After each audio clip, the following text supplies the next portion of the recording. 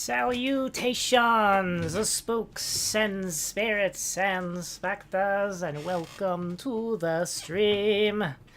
Welcome back to more American Truck Sim. Boopity boopity boo. Hold on, I forgot to turn off the brightness. I've been playing games that sometimes I record footage. I forgot to turn the brightness off when I was playing Phasmophobia, though, really. On Sunday, I forgot to turn that off. I was like, oh no! Oh no, I forgot to turn that off, because I noticed it too late when I was playing Hollow Knight, Silksong last night. Or yesterday. I forgot, like, oh wait. I forgot to turn the brightness setting off. And what did I do again? I forgot to turn it off again today. Until now, I just remember, like, wait a minute, this game footage looks awfully bright to me. Hello, everybody. We're back with more American Truck Sim.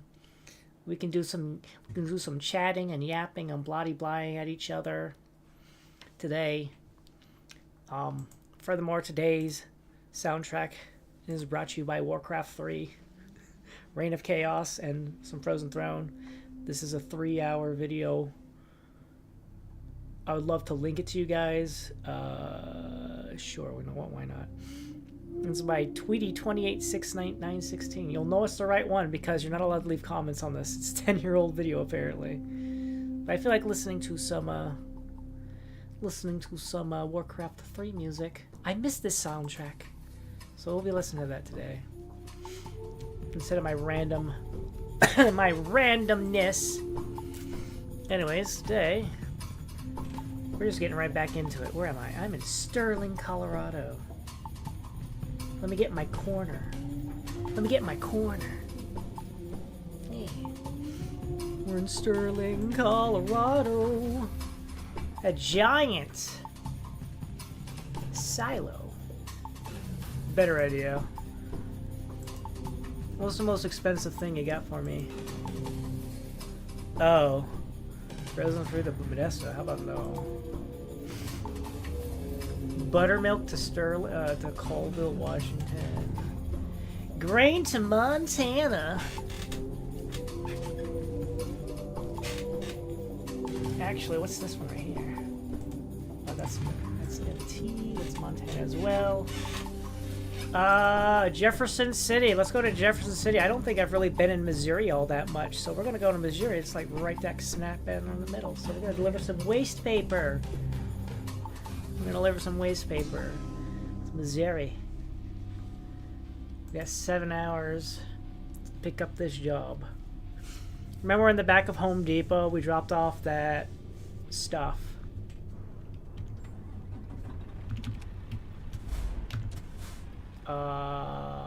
Yep, we're still back here. Oh, I'm just going next door. Oh. You gotta turn around. Yeah, I played a little bit on my own time. I did quick jobs, so this is why the truck's still here behind the Home Depot. But we're still here. I did a bunch of quick jobs. Yeah, we're just gonna go next door to the other place over there. Vance, move. Get out of my way. I need to go pick up a job. Yeah. So welcome in. Just doing some truck driving, delivering some cargo. But that don't mean we can't chat with each other. We can't chat.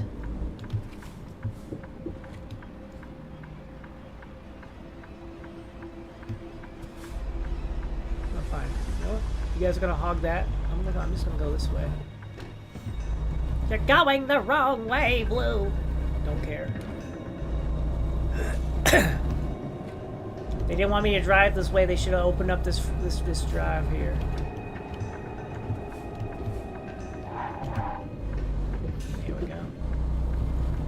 Shoptown. I see. We're delivering waste paper from Walmart again. Look, you can't tell me, you can't look at that sign there that says delivery and tell me that. You don't see the thing. Yeah, waste paper. We're dropping it off at 42 print. 42 print. So I guess that means this is being recycled. It's going to be recycled. It might be garbage here right now, but we're picking it up so it can get recycled for whatever 42 print's going to use it for.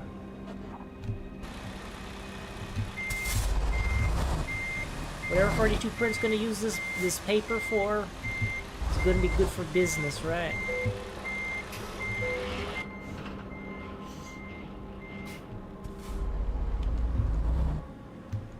I do contemplate. Well, for the most part, I just buy trucks. I buy trucks, but you know, I've been contemplating, like, should I at some point, maybe, should I buy a trailer myself? Because one of the things you can do, you can buy a trailer, and you can just start picking up cargo and delivering cargo instead. The issue, though, as far as I can tell with that, is if you're gonna have to start, I'm gonna have to start backing the trailers in all the time. Get the cargo loaded up, and then back it in again so they can unload the cargo. And I'm just kind of like, oh man, that's something I gotta consider. Gotta consider that, you know.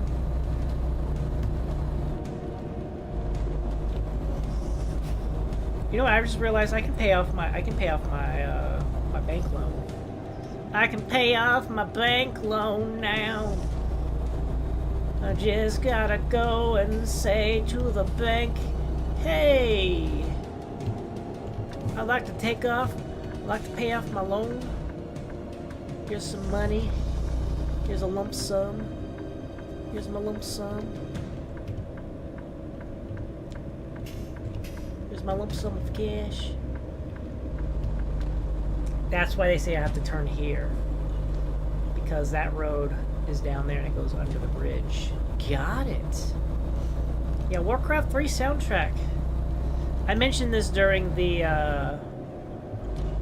little post chit chat during Silksong, because I had a bit of a post chat with. I did a like, post game since I beat Silksong yesterday. I actually ended up doing a little bit of a prolonged chit chat with you guys. Not everybody, not everyone is there, so there's information that gets gleaned over. But one of the things I ended up doing was I was chatting about, you know, things I wanted to do, and one of the things I'd like to do, I kind of put it off for a long time because we entered October, and October being spooky month, so it's just kind of like, you know what, it'll be fine. It'll be fine.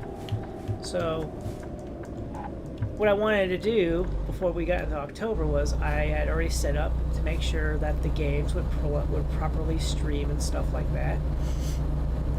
Proper settings. But I wanted to play Warcraft 1 and Warcraft 2. RTS games. The foundations.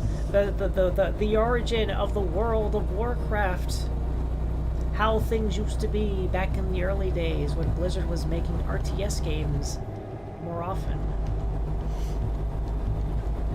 Back when they wanted to make a Warhammer game, but GameStop was like, whatever, we don't care. So they made Warcraft.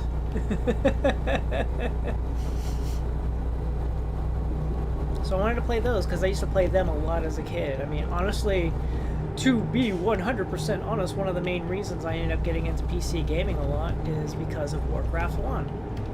I had a neighbor. This comes back to a story I've told probably a bunch of times. But one day, me and my sister were just hanging out in our room because we had to share a room. And we were looking at our Burger King Kids Club calendars. And the kids next door, we happened to see them through the window. They were doing some things in their backyard, and we happened to spy on them. And we happened to like, hey, you know what?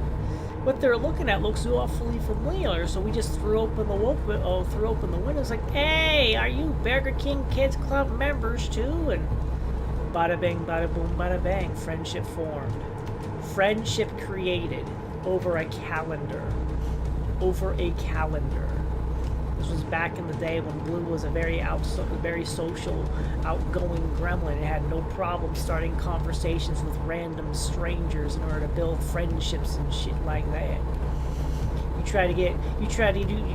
expect the introverted, shy, bashful Blue that keeps themselves for 99% of the time, because my gosh, reaching out to somebody can be so taxing and stressful, because it feels like you say the wrong thing, all of a sudden you're doomed forever for the rest of your days, an outcast.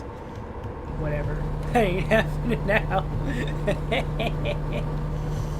The gremlin has to know and associate what your hobbies are before the gremlin will interact with you IRL. It's easy on the online because you can just be like, hey, clearly I'm playing video games. You guys like it when I play video games. We share the same experiences. Sometimes you like it, sometimes you don't. You don't always have to tune in. But hey, we have our interests have come at a crossroads and intersect, and we realize that we like the same things, so we talk. And friendships and bonds are born in the moment. But IRL, oh my gosh. Responsibilities and actions and things like that, and expectations and social norms, and oh my god, how dare you play video games when you're a full-grown adult with a full-time job. Excuse me, it's what I like to do.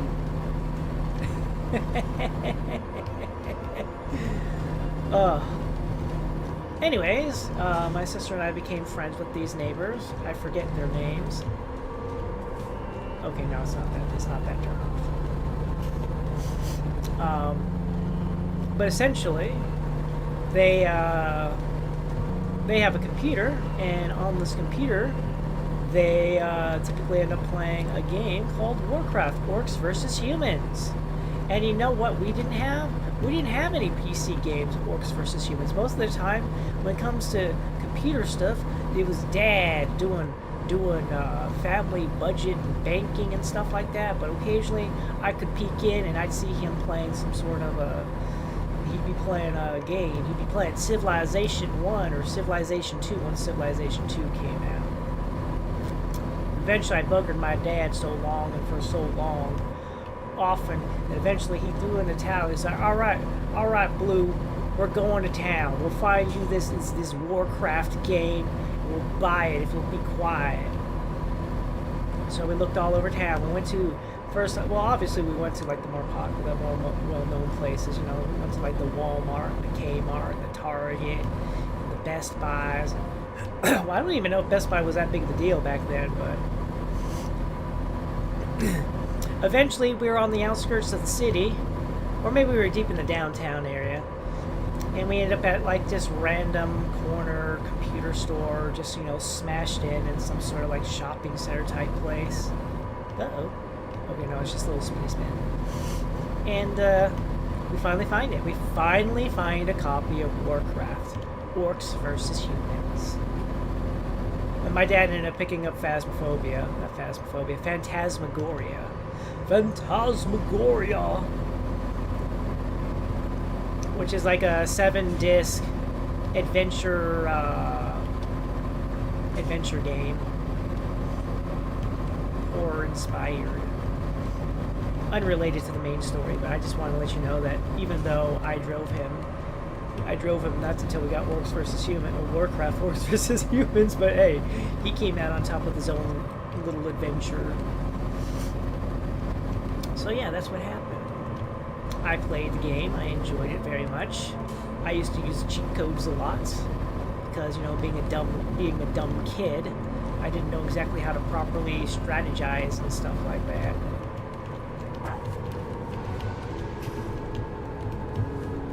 Why are we slowing down?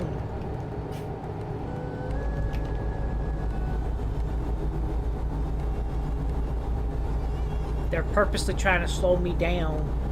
Anyways, and you know, naturally, as is the case when the sequel Warcraft 2 Tides of Darkness came out, eventually we bought that and enjoyed that too. Are you kidding me? Fuck it, I'm going around you guys. I'm going on the shoulder. Fuck you guys, I'm passing you. Y'all fuckers are messing with me. I'm going on the shoulder. I'll pass all y'all. I'll pass all y'all. This is what you get for slowing down. For no apparent reason. I hate that. I hate that IRL. I do hate that IRL. Like, I wouldn't do anything like I do in the game here. And drive on the shoulder and get past people. Oh my god, sometimes I get very irritated when it feels like, you know, why are we slowing down? What's the reason? There's nothing I can see. Absolutely nothing wrong. Now, maybe it's true. Maybe, like, something... The person who initially braked and started this disruption probably had a good reason for braking. But because I never see it, I get upset and angry and annoyed. I still follow the rules of the road because you have to. Unless you want to go, you know, get a ticket or something like that. I actually had something like that earlier today. I was on my way home. I had to take an alternate path because reasons. And I pull onto this little side street to get back onto the main road from a different path. And this person pulls out in front of me. It's like, okay, all right, you know, no big deal. It happens. Sometimes people do get in front of you. The thing that annoyed me is the person got in front of me, and while yes, I could see the intersection up ahead, and it had a red light, but there was only one car. There was only one vehicle, and it was still a distance away. It was still a distance away, mind you. But all of a sudden, this person just pulls off, half on the shoulder, half on the road. This is one lane. It's like one lane roads. They pull off half off the shoulder on half on the thing, and they start doing their little safety blinkers. I'm like, okay, what are you doing? What are you doing? Oh, you're gonna get over there in the right lane. That's fine by me. So I'm like, okay, fine. I'll just pass you. There's nobody coming. It looks like you're having vehicular distress, so I'll just pass you by and go about my business. And then as soon as I pass them by, they pull right back on the road and get up right behind me. It's just all like hoofy puffy. I'm just like, what the heck, man? What the heck? You're the one who pulled off on their shoulder and turned on your emergency blinkers. What are you yelling at me for? What you got a problem with me, eh? If you didn't want me to pass you, why'd you live zabble? Whatever. Man.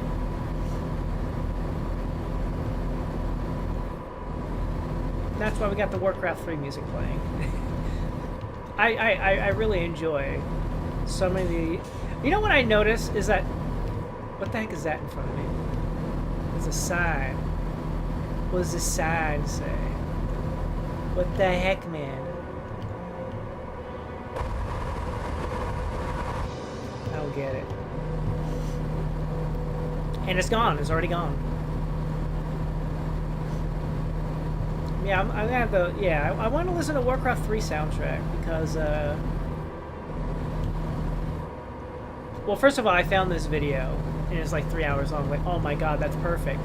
It's practically the length of an entire...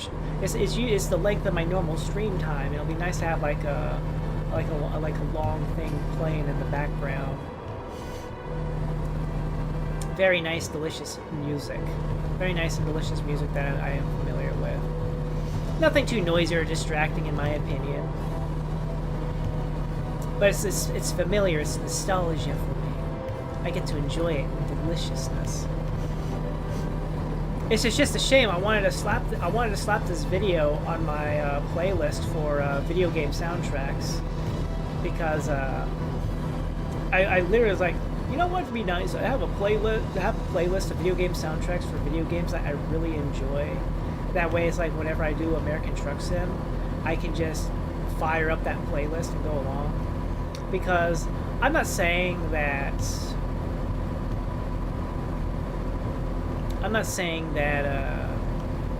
I can't just fire up my own personal playlist on my computer that I have on my computer. It's just, you know, sometimes when you're on the shuffle, sometimes a song plays over and over again, and whatever. Not only that, but there's also like audio balancing, because for whatever silly reason, it seems like a lot of songs that are not that are like from like a lot of the tracks I recorded I got for Ultimate Doom and Doom 2, like just the Doom games, ended up being obtained with like higher audio volume than the other ones. Like everything else is like at a good balanced level, but Doom's just like I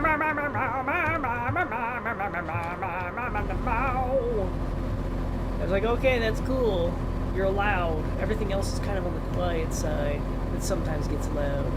Kind of sucks, but whatever. It is what it is. I want a beverage. Come here, beverage.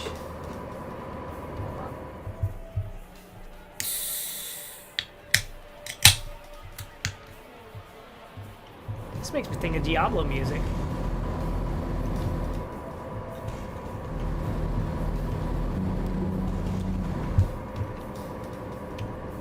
Is that a helicopter? We're going on the show. We're passing you. We're passing you. We're passing you. Get past, car. You're getting past. If you didn't want to get past, then you should have gone faster. Oh, look at this. Look at this tough guy. Getting in front of me like nobody's business. Uh-huh. I don't need to go anywhere. This is not my exit.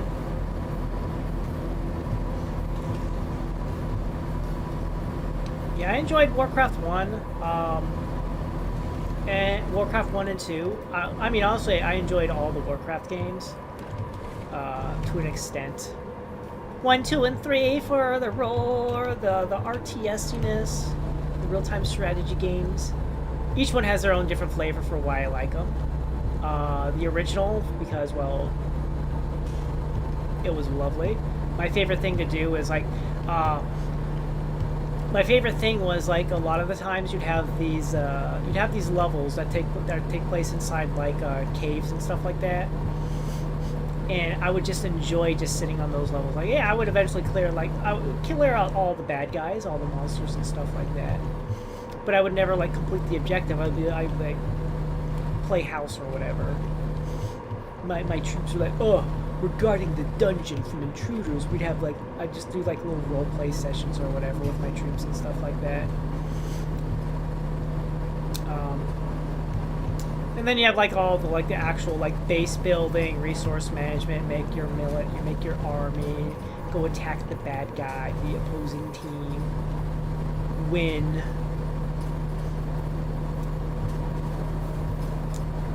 I think like it got a little on the difficult side for me though once we hit the, I want to say like late mid, not like late.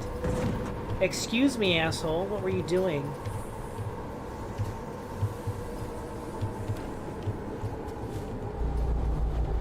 Hold on. What do we got going on here?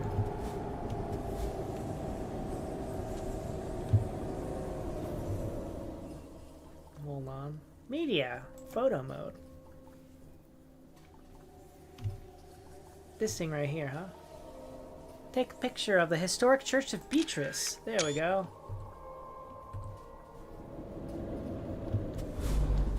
How's my cargo? How's the cargo? Cargo's fine. I just took a little bit of a beating. Where are we anyways? Oh, we're in Nebraska. I see.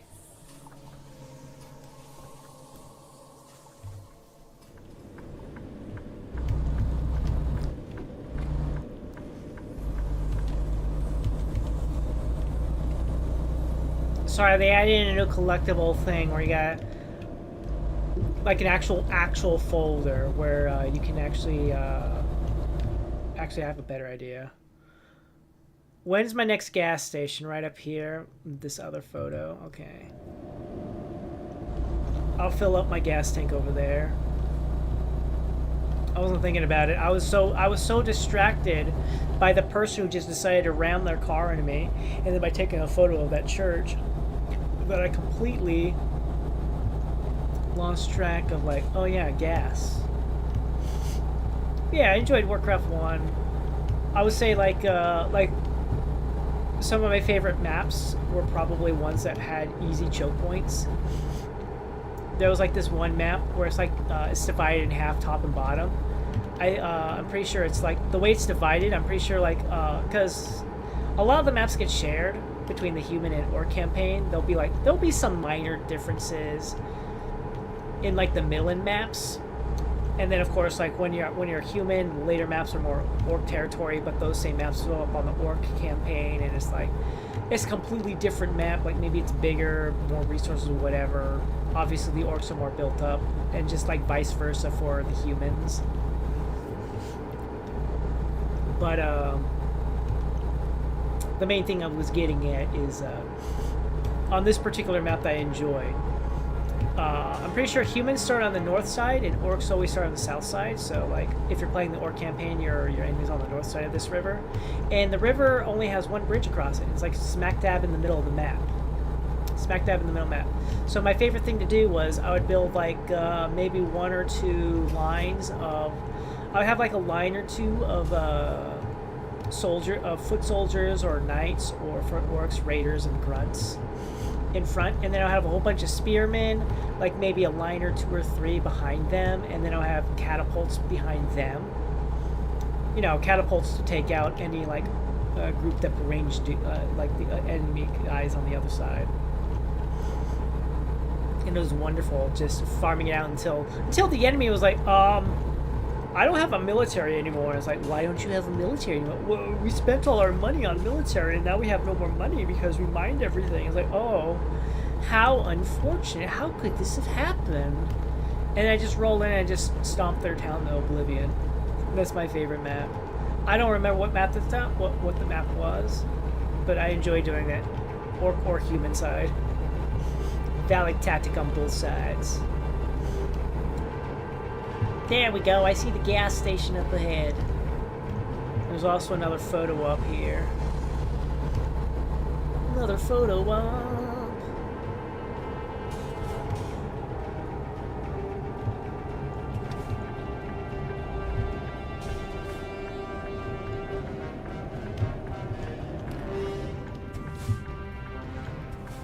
Alright. Let me just take this quick photo while we're in the area. Hetzel's Block Historical Building. Tink. There we go.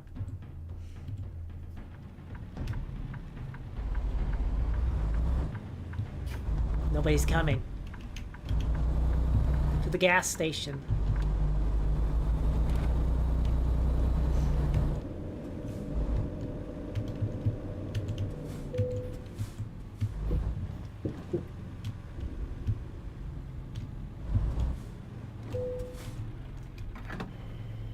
Fill her up. Also, I don't think I've ever beaten the final mission for either side without cheat codes.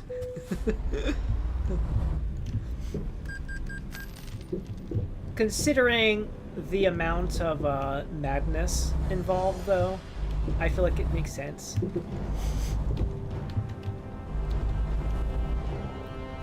So unequivocally, I will admit that I am a low-down, dirty, rotten cheater when I play Warcraft 1 and 2. I'll be honest. Warcraft 1, I can get a lot further. I can get a lot further in Warcraft 1 without cheating.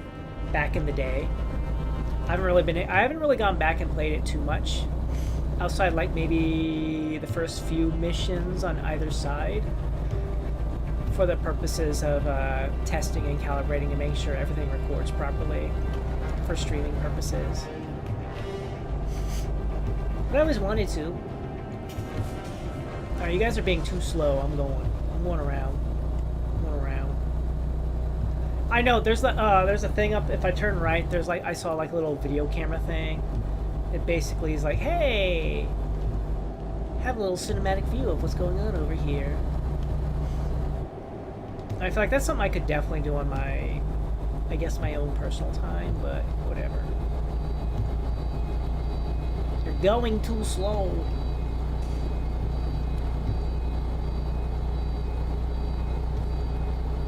Speed limit 60, you're going 40.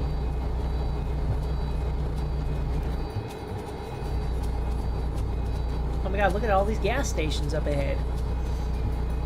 All these gas stations. All I have to do is keep going straight. It's fine. It's whatever.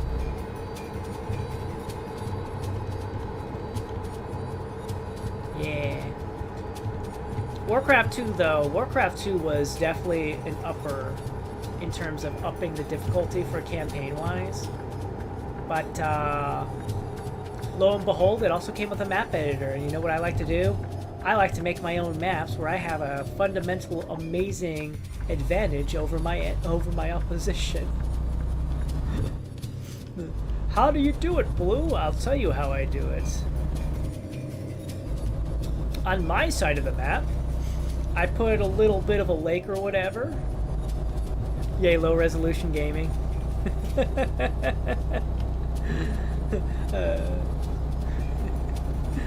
Hello there, Infamous. How you doing? Welcome in. So your avatar can shine? Oh, really? I didn't know that American Truck Sim was a low-resolution game. Or are we just because I'm talking about Warcraft? Just because I'm talking about original Warcraft games.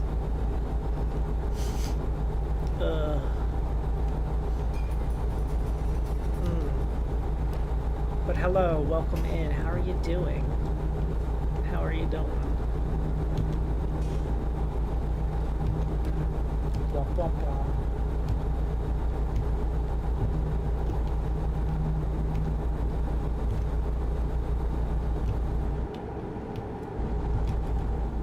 Okay, yeah, that's the actual music in the background. I was hearing the droning sounds. Like, is that in the game, or is that in IRL, or is that just part of the music? Is that part of the Warcraft 3 music?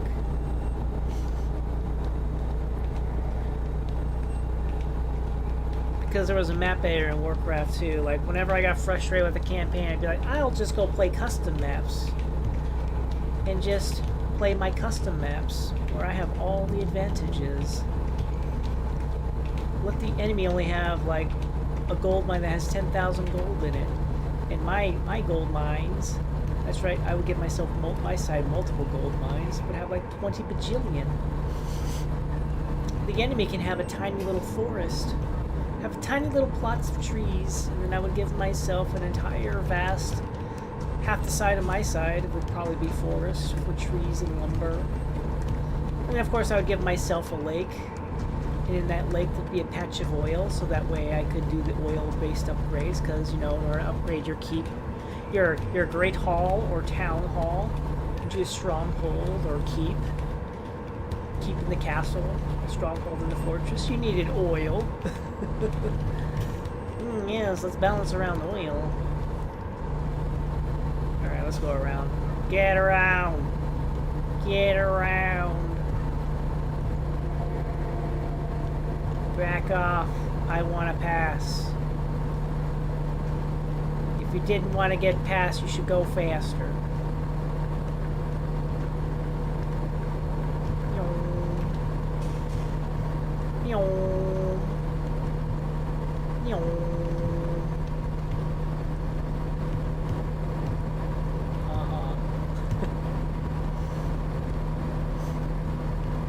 Let's go.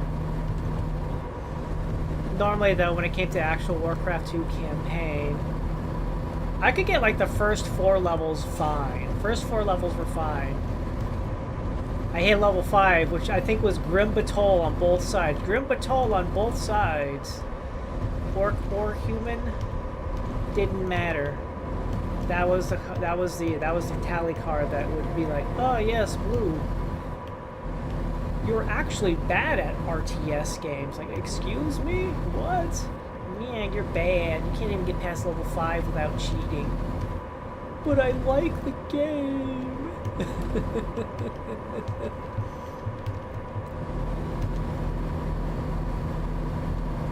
Eventually, Warcraft 3 got released.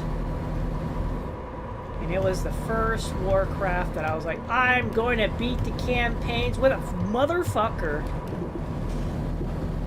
I should have just rammed him. I should have just rammed that motherfucker for cutting me off.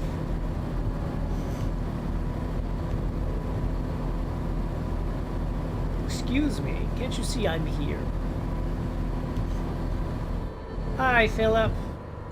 Welcome in. How are you doing? Alright, I'm navigating this. We're navigating around this.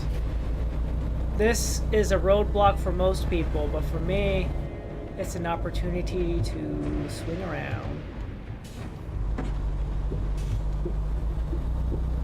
Everybody else will detour. I'm just gonna squeeze on through. I'll squeeze on through.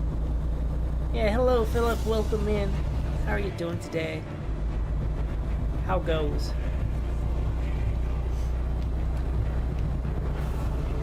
No, more road blockage, huh?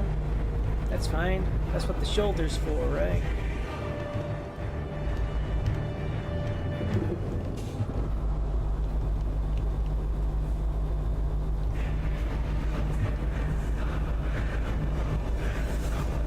Kansas City! Wait, what?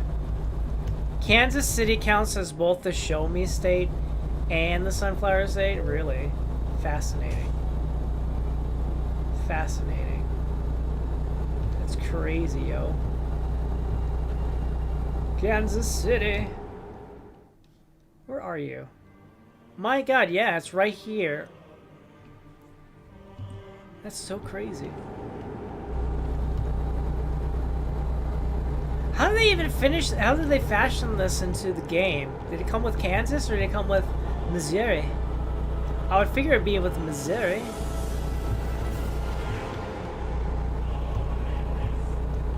Yeah. But eventually, as I was saying, Warcraft 3 came out and I was like, I'm gonna beat this game without cheating. The Orc campaign, the initial, like the tutorial campaign. The first for 2 missions for tutorial purposes. That was actually pretty easy. No brainer. You didn't really... No need for cheating. Human campaign. The Fall of Lordaeron. That was good.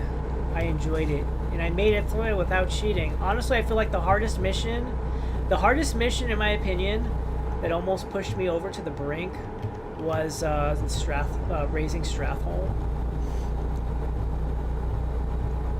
The purge of this purge of Stratholme. That was the one that was the most difficult for me, but it was more so because my strategy was like, oh no, we have to take out opposition. We have to take out the people, but the enemy can do the exact same thing. So what I would do is I would grab a whole bunch of people. I just charge in and I would just start killing them. Explore Iowa DLC is coming. The DLC's already out. You might want to change that billboard.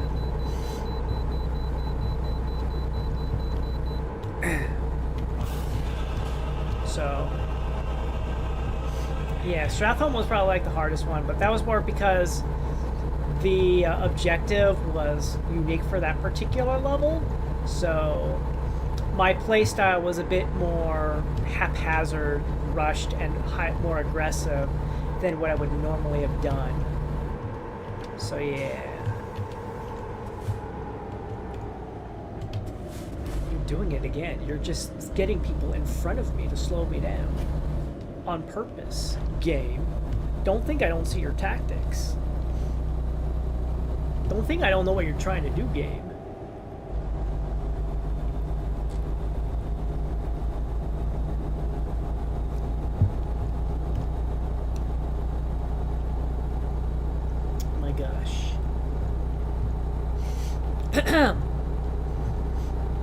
Eventually, you know, then there was the undead campaign. I don't even remember what was No, I think Scourge of Lordaeron. Scourge of Lordaeron. I believe that was the name of the human campaign. I don't remember what the undead campaign was called. It had one less mission. Like the human campaign was like 9 missions, undead and orc campaigns, the proper orc campaign, proper horde campaign, I should say. They changed it from orc to horde. Those were 8 missions, and then the night elves they had a 7 mission campaign. Undead was Trixie. I enjoyed the campaign. It was also fun. I was able to get through it without cheating. But I will be 100% honest. The final mission where you had to hold out, I really absolutely, if there's any mission I absolutely hate, I hate holdout missions a lot. I hate missions where you're like, okay, here's a time limit. You have to survive this time limit. And I hate it because it always feels like they don't give you, enough resources to last that long. And they feel very like it makes me think back to the one I hated the most in StarCraft. In StarCraft 1 was that Terran mission. That not the first one, but it's like mission 3. It was mission 3. And they're kind of like, ah, yes, help is on. The Sons of Korhal are on their way, Jim Raynor.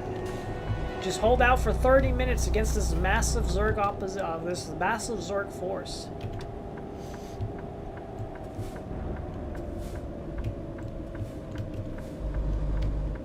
So many, such a lack of resources, and the enemy spread out against like the other 75%. Like you're given a quarter of the map, and the enemy has the other 75%. Yeah, you can go out and mess them up a little bit, but I think there's a point where they just like spawn in a whole bunch of they just spawn in a whole bunch of extra Zerg just to help out on the assault forces. And it's just like, painful, painful. Doing good. The Dolphins just won. The Dolphins already were in another game. Who are they fighting against? Who are they fighting against?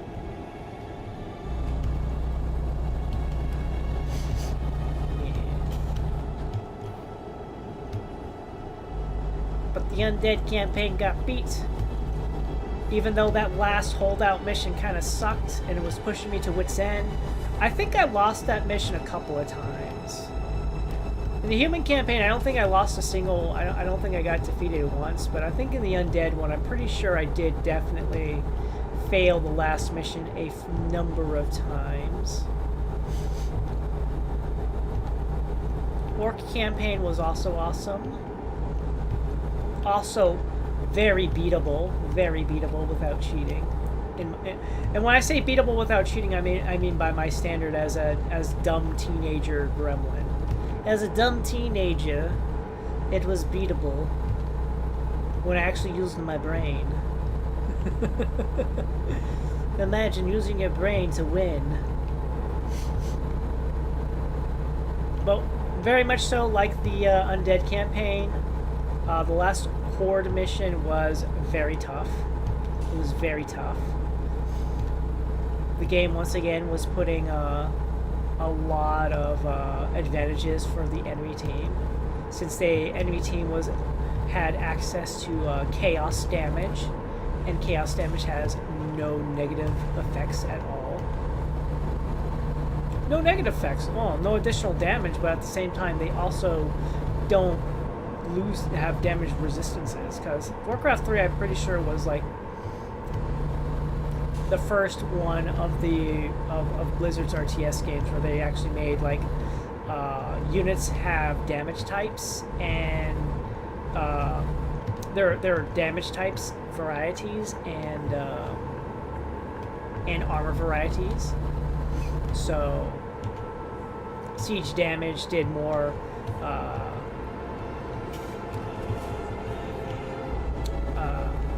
like catapults and stuff like that would do siege damage, and siege damage does increased damage towards fortified armor, which was mostly used for buildings, but you know, That's what their purpose was. The car is going. The car is going! You're supposed to go!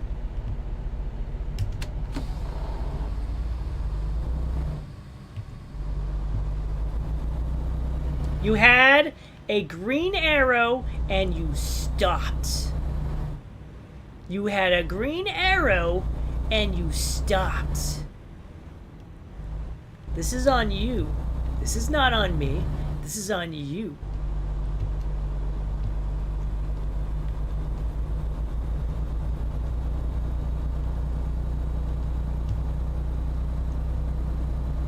Get out of here. Get out of here. Get.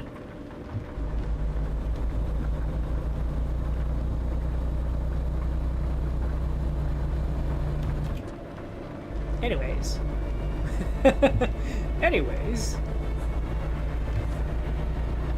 Anyways.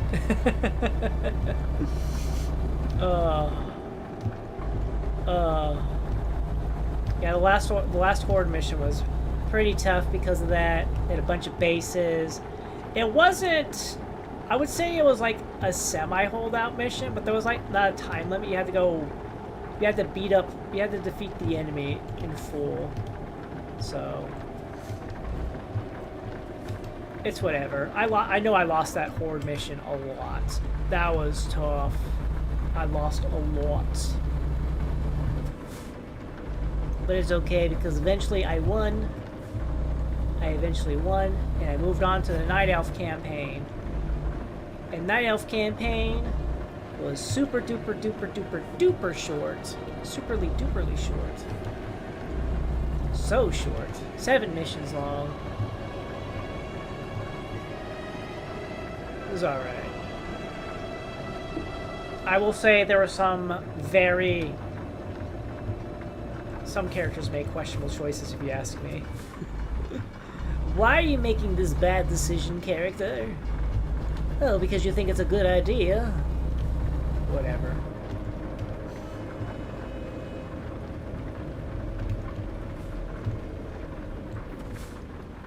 But once again, most of the missions were pretty easy. I wouldn't say easy. They were beatable. They were beatable. Super beatable. How about you just tell me where I can put it? Very feasibly beatable. And then once again, I get to the last mission. And the last mission is, once again, a holdout mission. Over a time limit. A time limit holdout mission. And it was long. I had to last 45 minutes.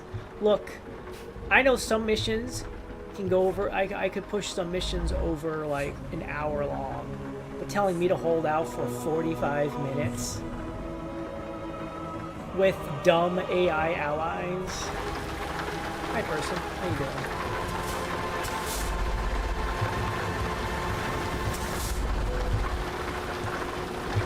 Against enemies that were doing crazy damage and I'm supposed to help my allies out.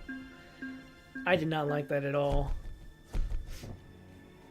Out of the entire Reign of Chaos campaign, I did in fact cheat on that last mission. I cheated on that last mission because, gosh dang it, I was not going to deal with it.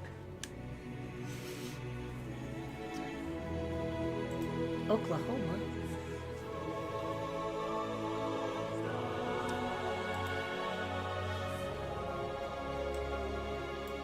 All the way down south to Loretto. I'll think about it. I'll think about it. I'm gonna go repair my truck.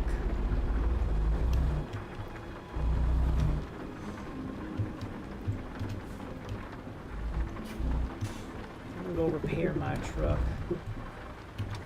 Maybe see what's going on here.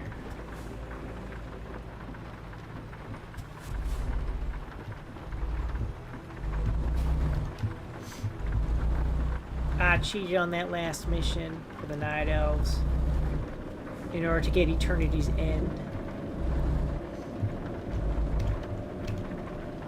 I think I tried a couple of times. I tried a few times, but at the end of the day, I was not having fun with that mission. It was frustrating dealing with the demons and their chaos damage. My allies being very stupid. Did not like it at all. Like, I understand what the whole point of the mission was. Believe me, I was not upset about like how the mission was set up. I was just like, so my gosh. We're just gonna repair all, okay? Just repair my truck.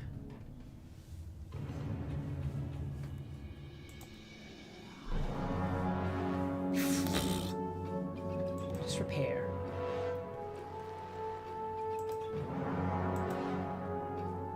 Confirm.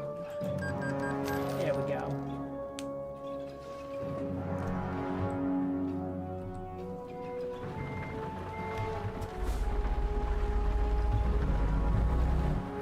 Yeah. And then the Frozen Throne came out. It wasn't the first DLC. I failed to mention, I neglected to mention that Warcraft 2 did have an expansion pack. Did have an expansion pack, the Beyond the Dark Portal. But I didn't mention it because I didn't really play it all too much. I enjoyed the voice lines of some of the hero characters, but overall, I didn't really much care for Beyond the Dark Portal. It was pretty lackluster in my opinion. Map design or whatever. Like, the only cool thing was probably like the lore and a bunch of the hero characters. That was the first mention I brought up of Kargath Bladefist, who was one of my favorite characters in the world of Warcraft, in the Warcraft lore.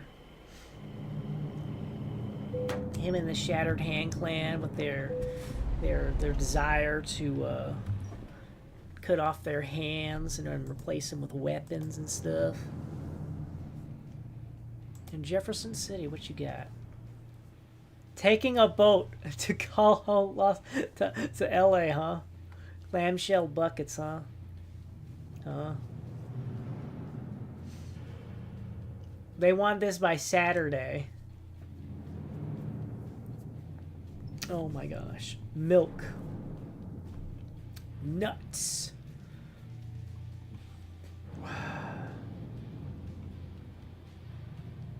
All-terrain crane. Garden City, Kansas. Got anything going down to Arkansas?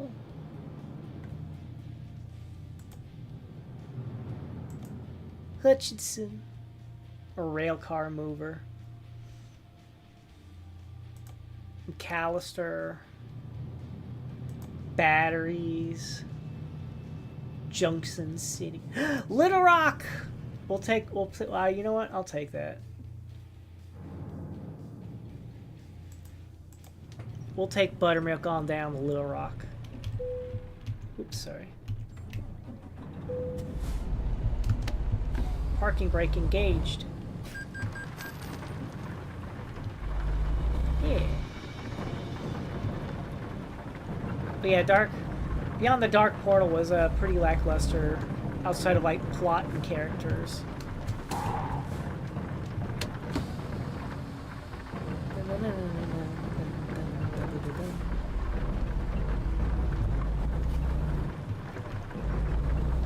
And then, but yeah, when it came Frozen Throne, the Frozen Throne for Warcraft 3, mwah, delicious.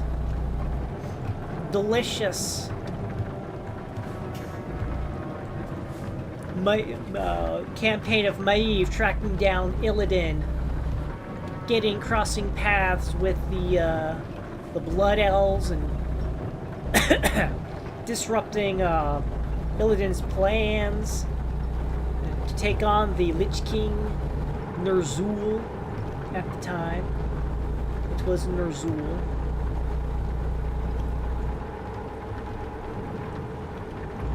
Maeve's one-sided maddening quest in order to hunt down Illidan, despite putting Tyrande Whisperwind in danger.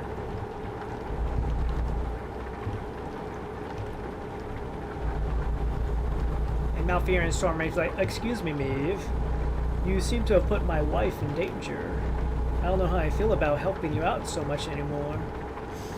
Learning about Gul'dan's quest for mad quest for power as he entered the tomb of Sargeras, etc., etc., etc., ad nauseum.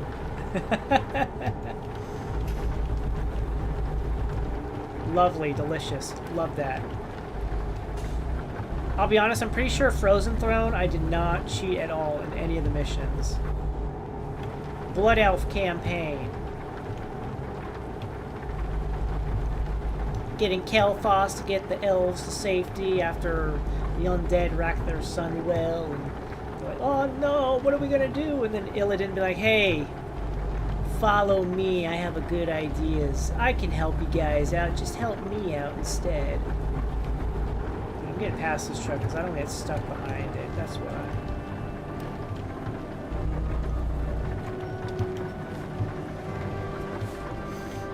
Lovely. I also like the cheeky little, some of the missions were just fun too because they were so different a lot of the time. There was more to it than just base building.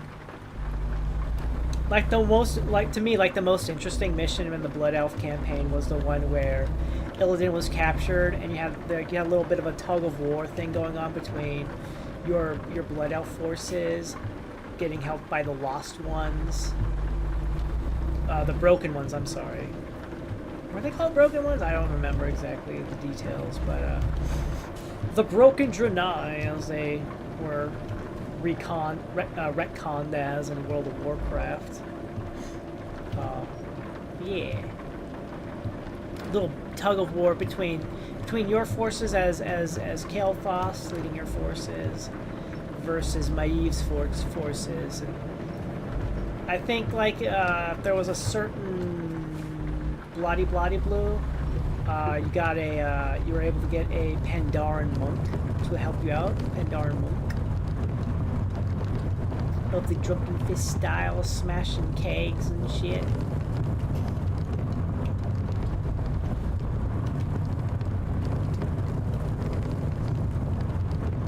Evergreen, hello.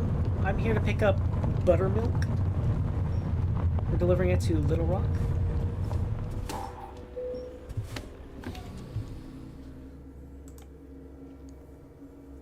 You have some buttermilk for me? Yes. Corn? Oh, there's the buttermilk right in front of my face. Yeah. And then the big reveal. Oh my gosh. Illidan, you're working with Kil'jaeden? Because the undead betrayed you? Ner'zhul is trying to cause horrible things to happen? What? No way.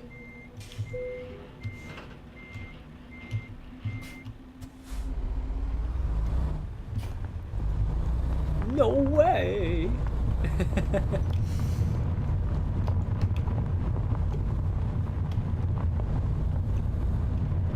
And then the swap over to the undead campaign as you took control. It was like a little bit of a back and forth. You had the back and forth because you had Arthas. Arthas went to Northrend because Lich King was in danger. Things were happening, and Kel'Thuzad's all like, "You must go back, Arthas. You must return Frostborn to the Frozen Throne, etc., etc. Yada yada yada. Ascend the throne, Arthas." And so Arthas went back to Northrend, and he ran into Anubarak, who was the king of the Nerubians, until he became undead. as many things in Northrend did at that time. Yeah. So you had Arthas' journey to get to the Frozen Throne to reunite with the Lich King.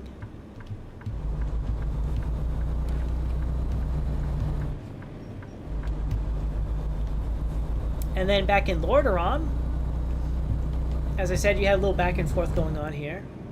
In Lordaeron, you would go back to Lordaeron and take control of Sylvanas, who, with the Lich King's power weakening, he was his control over Sylvanas weakened, and Sylvanas finally had reattained her free will. So she was basically being like, "All right, fuck the undead. Kel'Thuzad, get the fuck out of here. Humans, get the fuck out of here. All you other trouble meddlesome things, get out of here. I am now in charge. I'm now in charge. I am my own. We are now the Forsaken. We are now the Forsaken." Kicked Tichondrius' ass. Was it Tichondrius? I forget. I forget which of the Dreadlords. She forced one Dreadlord to obey her, quote unquote, forced. He was still trying to do his own separate thing. We can turn that off. No, stop it.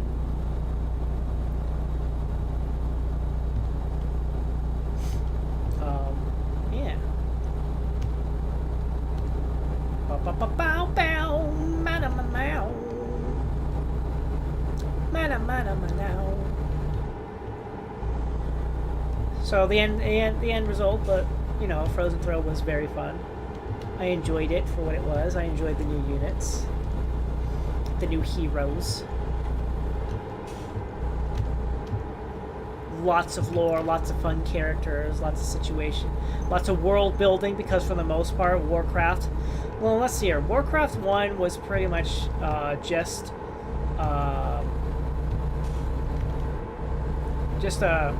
Warcraft 1 was pretty much down in down south in the Kingdom of Stormwind, the lands around Stormwind, the southern area.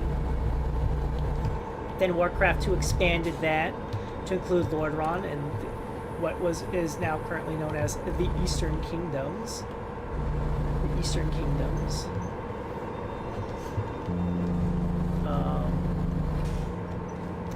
Beyond the Dark Portal explored more of the Orcs' homeworld of Draenor, which eventually we learned becomes the what did they name? Outlands. That's right. They renamed it Outlands after the planet kind of exploded, but was somehow still able to retain an atmosphere and gravity and shit like that because magic.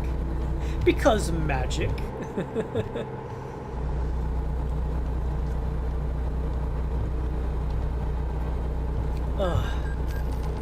There's my loan payment for the day. $5,700.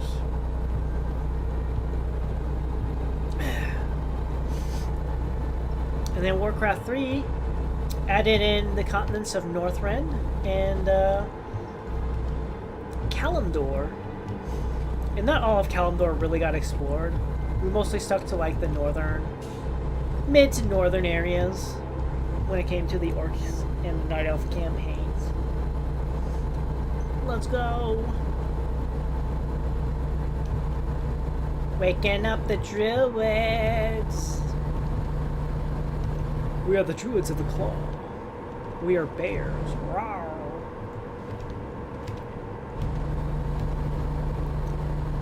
Go champions! Let's go.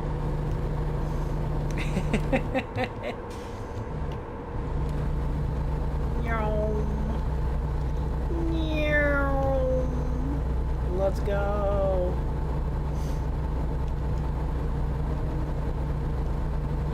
Oh, very cool. Nice. Nice.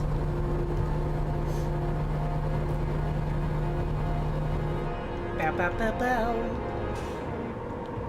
I enjoyed that. Honestly, like the one thing I did enjoy a lot more in Warcraft 3 that I wasn't really able to do a whole lot of in Warcraft 1 and 2 was the whole multiplayer thing. like, multiplayer became into the craft series when StarCraft, really. But, when it comes to the Warcraft... When it comes to Warcrafting...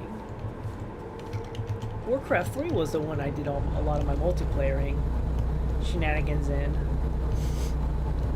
I will never forget my first 1v1. I was humans, and I rolled in a archmage and a paladin.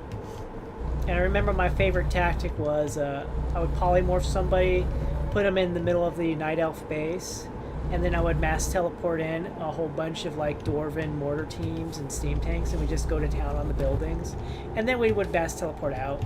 The paladin would do a quick resurrection, revive anybody I could, and then we would teleport out. Lather, rinse, repeat. Until eventually the enemy finally caught on. I was like, excuse me. And then I was pretty much cleaning up their base at the end, and I was like, wait a minute, why haven't I won yet? They had sent because I was going up against night elves, they had sent their tree buildings, they uprooted them, and they started nomming and going. They actually charged towards they actually made them go towards my base to start smashing up my base. But, you know, eventually I made it back over there, wrecked them. So fun. I think that was like the only 1v1 I won. Every other time I played multiplayer, I want to say like 80% of my games I would lose. Team game, solo, didn't matter. Free for all, didn't matter. I would lose a lot. Hello, Auntie! Welcome in. How are you doing? Welcome. Mwah. How's it going? I'm currently doing my second delivery of the stream while talking about Warcraft. You're doing okay? How am I doing? I'm alright. I'm alright. I'm just kind of vibing. Chat has been very quiet for the most part, so I've just had to come up with my own points of conversation. So I just started talking about my Warcraft history. That's all. That is all.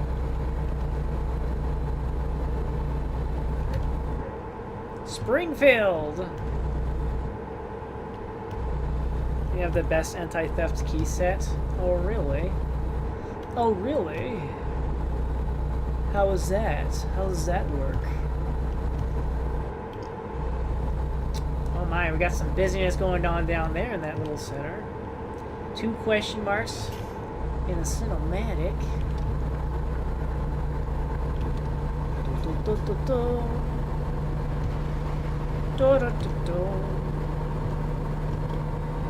3 hours away, and those numbers are plunging fast. I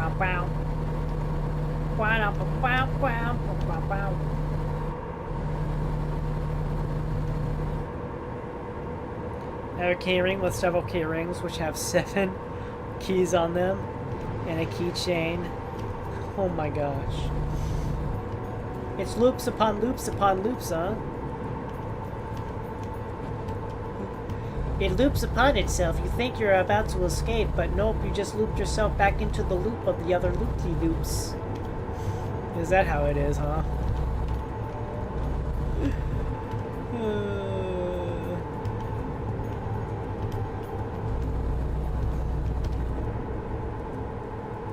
Oh, Astolfo, huh?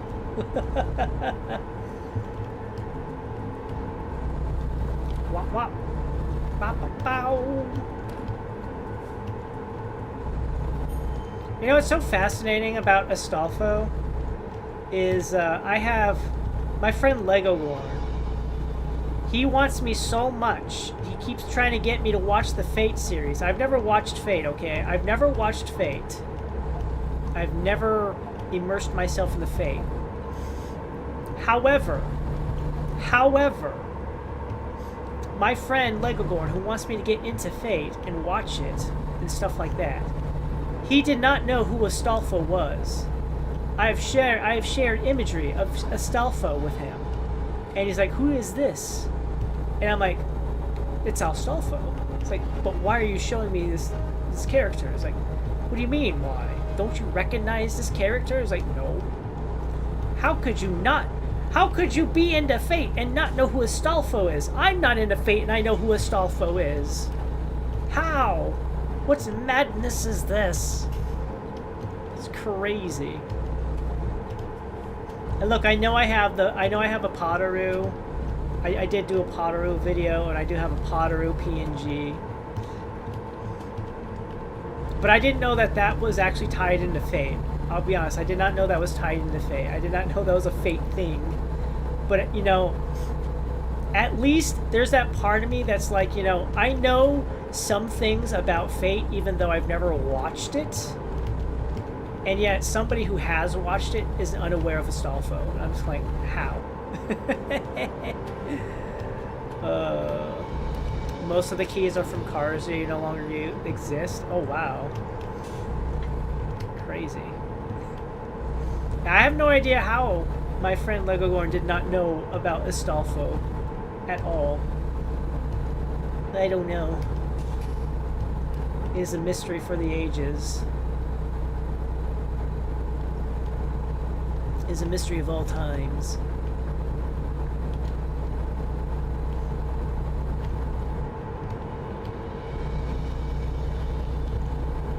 Crazy.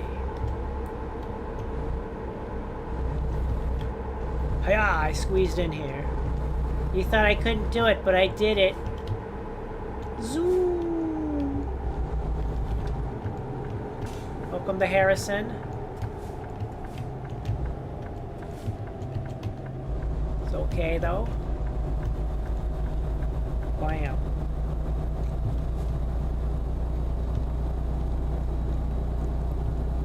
Oh, for a second, like, what the heck is a 126p? I did not see the Fiat right in front of that. My brain was trying to process everything there and was like, what's a 126p? Oh, it's a Fiat. Gotcha. I understand now. I say, in the most agreeable voice.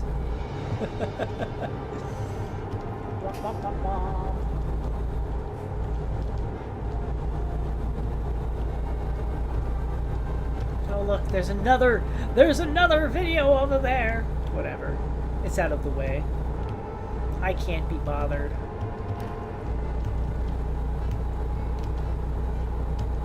Bwomp bwomp bwomp wow. You know what 4 stands for? Oh really?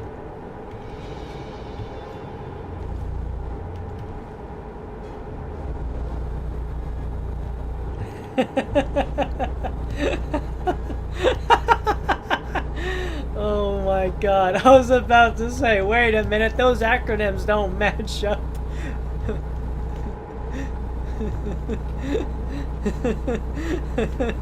I was like, wait a minute. F-I-A-T, no, that doesn't spell Ford.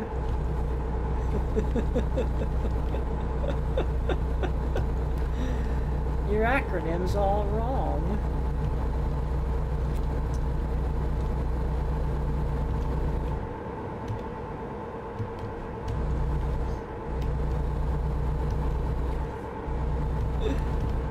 You know what Ford stands for.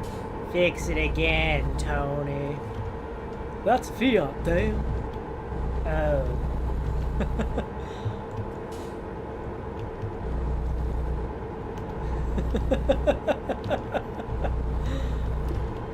I don't know if that's the proper voices, but whatever.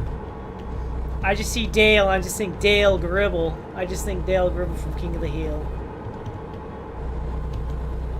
Bridget from Guilty Gear, best girl. I am unfamiliar with the Guilty of Gears, but I am familiar with Bridget. I also remember the grand old fiasco with Bridget and, you know, gender identity politics.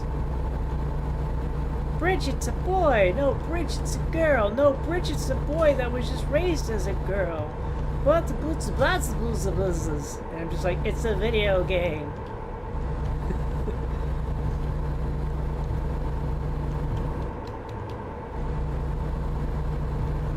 risk it. Excuse me. Excuse me. Men cross-dressing as women has been a thing for a very, very, very long time. It has happened many, many a long time.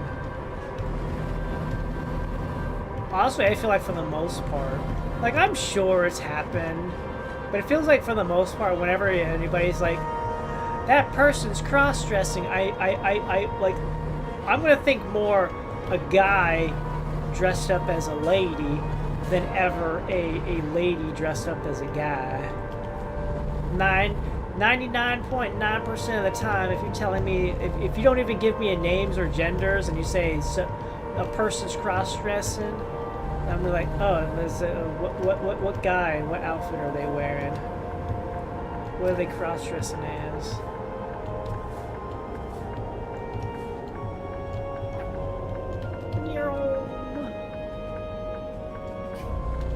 Man, let's go. Woo!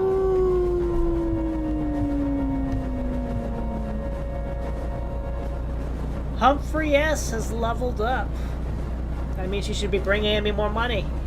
Humphrey, bring in more money. I need to pay off this loan. I know I can pay off the loan right now, but I want to have the extra money. Like Scottish people. A kilt is a kilt. It's not a skirt. It's a kilt. 'Tis a kilt. If you don't like the cultural aspects, then go away.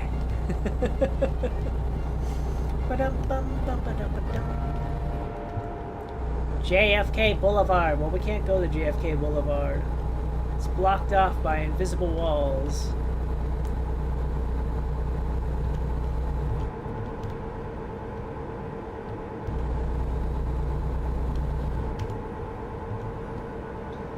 I ain't moving. Then how about this? How about you stay on the bridge and I go under the bridge? Oh, you a pervert! What do you think you're trying to do? Look up my kilt? I have no intention of doing no such thing. Welcome to Little Rock, where I'm here to deliver some buttermilk. The buttermilk is being delivered.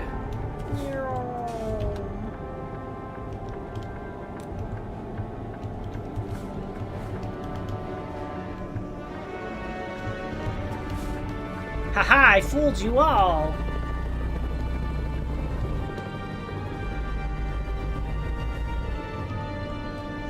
There's a lot of, Hey! Excuse you.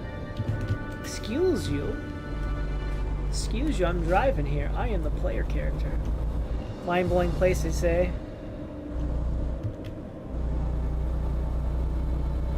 The buttermilk is in a properly refrigerated trailer, so it's properly buttermilk.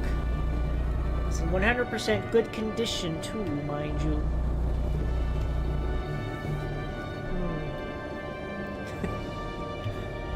As the player, I have right of way at all times. There's no reason anybody should be cutting me off. The laws are the traffic laws are disabled only for me, not for everybody else. Everybody else has to follow the traffic laws. I am the one who is allowed to do it, as opposed to the wrong of way. I have the right of way. I am the player. If you get in my way, your vehicle's getting totaled, not mine. After all, you're in a rinky-dink little car, and I'm in a semi, fully customized and automated for massive amounts of destruction to those who get in my way. Dude. Alright. You want me to park it there, but I want to park it there. Right in front. You know where you want me to park? It probably isn't too... Well, I don't know. Yeah, no, I'm glad. I'd rather do this.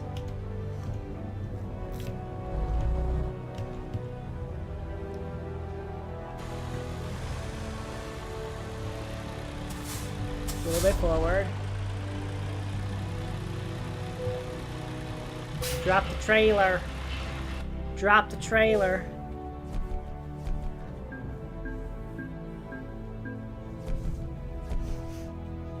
Fully customized like automatic transmission. Well, don't you know the best anti-vehicle theft thing is to have a stick shift, because nobody knows how to drive it. You don't know how to drive a stick shift, then you're out of your SOL. Alright, we could buy ice cream all the way to Stockton, California. Ugh. California. Yard truck to Amarillo. Fruit to Spokane. I was 14 when I drove a manual. Or we can drive some frozen fruit up to Cape Girardeau. Atua. Oi! Stop your borking. Sure, why not? We'll drive some frozen fruit up to Cape City.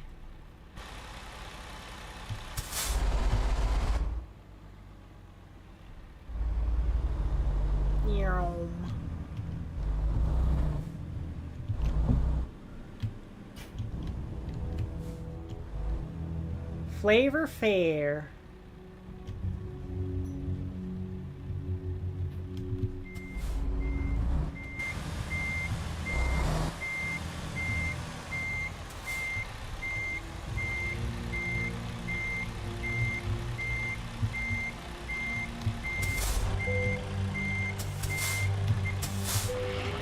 Alright, we got our food. Let's go.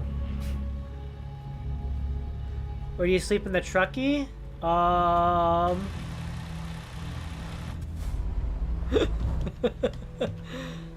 Right here.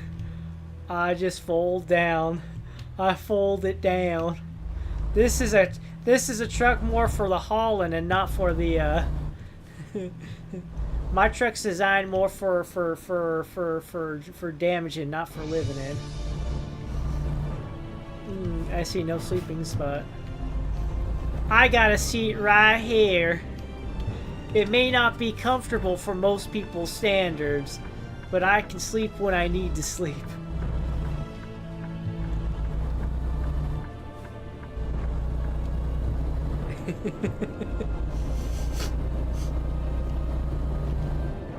If I need to sleep, I just close my eyes like...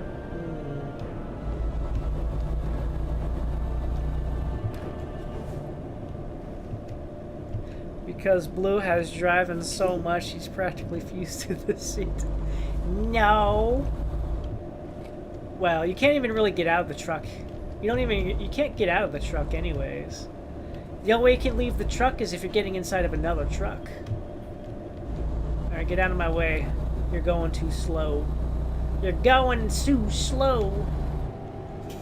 This frozen food needs to be there by yesterday. Whoa, buddy, how you doing?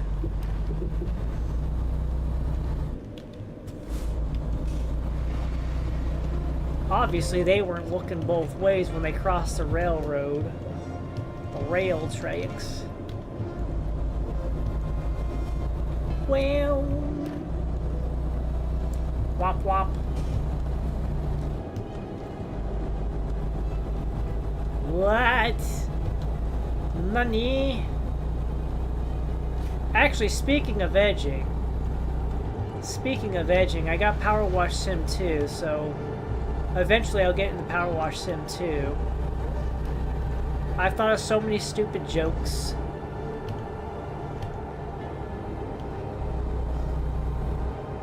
I thought of so many stupid jokes. Power Wash Sim 2. The edging strikes back. Power Wash Sim 2. Return of the edging. Power Wash Sim 2. The Phantom Edge. Power Wash Sim 2, The Edge Wars. Power Wash Sim 2, Revenge of the Edge.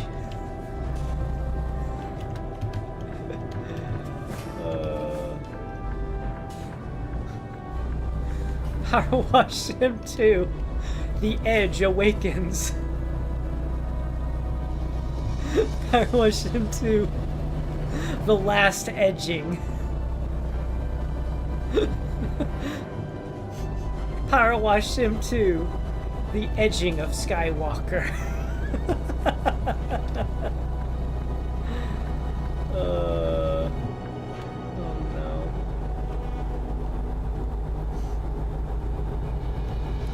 Power Wash Sim 2, Snake Edging. Or would it be edging? Edge Eater. Power Wash Sim 2, Sons of Edging. Peter brought in $14,500. Peter got a level up. Let's go. Power Wash Sim 2, back to the edging tool. Power Wash Sim 2, Revengeance, Revelation Revengeance. The sequel.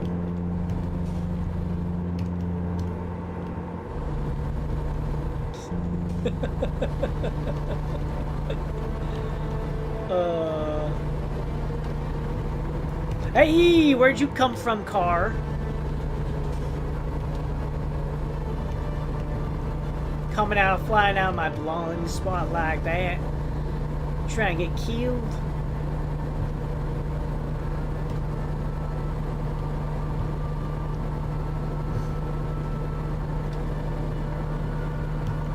I don't need to go over.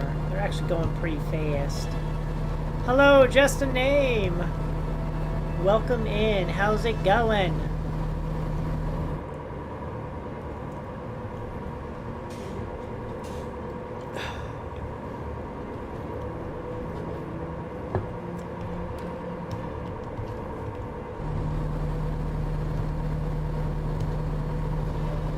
How's the trucking life? It's going well.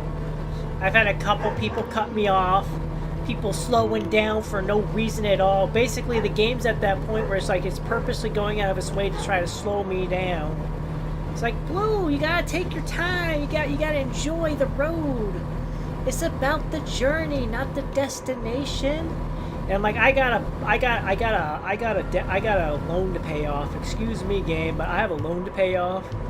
And loans don't pay themselves off just by driving and driving my time. Yeah, we're getting off here. We're getting off at this exit. Any casualties left? Yes, there's one casualty. And you'll never believe what the guy did. So I'm pulling up at it. We're pulling up at an intersection, right? We're in a turn lane to turn left, right? We have the green arrow, right? And the person in front of me doesn't turn. They just stop. They stop at a green light when they have green arrow. So what happens? Naturally, I assume, oh, it's a green arrow. You're going to go. Green means go. But because this person stopped, I ended up rear-ending them. And so what I did was they were just a hood ornament for about 2 miles before I finally scraped them off my hood. I'm enjoying this after I'm in debt free. Maybe they colorblind. Well, you know, if they're colorblind, they should not be. They should be more.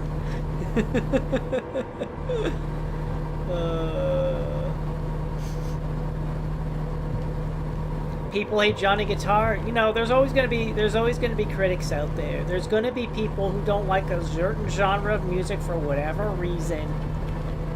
For whatever reason.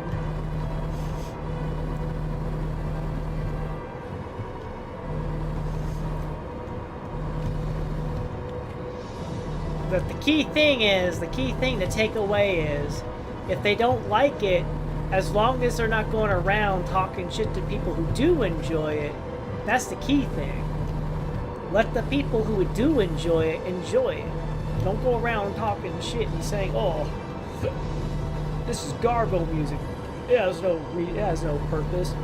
It doesn't belong in music." Bleh.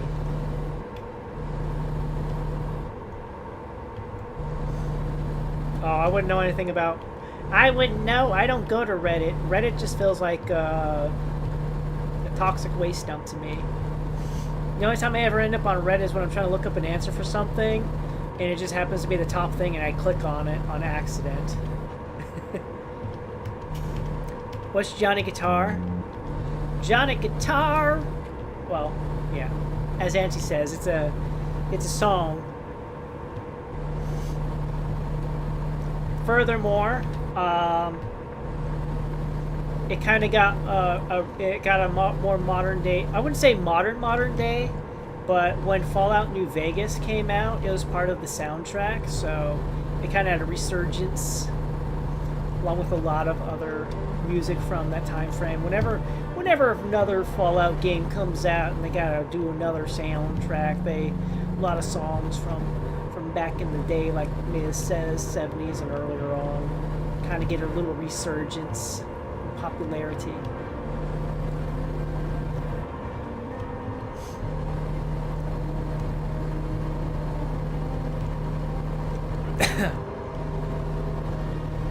But specifically for Johnny Guitar, it was back. It's tied in with Fallout New Vegas, which who knows. I haven't watched the Fallout. I haven't watched the Fallout Netflix show, but from what I've heard and seen from photos, apparently New Vegas might be the setting for the next season. I don't know. You play guitar. If I get a guitar, I'm calling it Freebird. That's already well stated. If I get a guitar, it's gonna be a Gibson Firebird, and I'm gonna call it Freebird. It's going to have a sky blue color scheme. You have watched one single episode of it? Oh, really? Oh, Martin M has brought in like $3,000. And he's leveled up. Martin, you need to bring in more money. That's chump change. You got people bringing in 5 digits. You need to start bringing in 5 digits.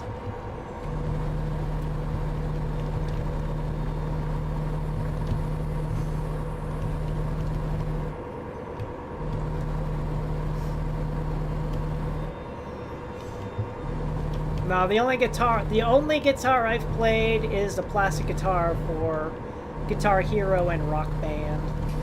I really enjoyed those games a lot. I played them for long hours, many hours, many times. I did actually develop blisters on my fingers. I got blisters on my fingers from playing for playing the Guitar Hero so much. And then like a lot of my fingers now have calluses. I now have calluses in a lot of places where I got blisters on them.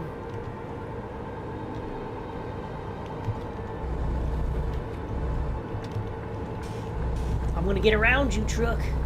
Haha! I win.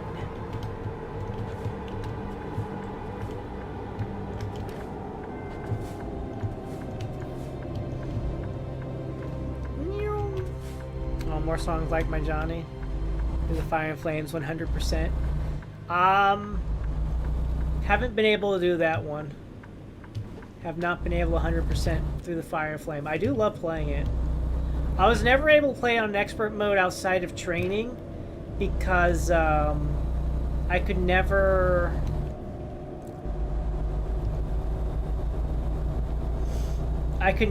beat expert difficulty in Guitar Hero 3.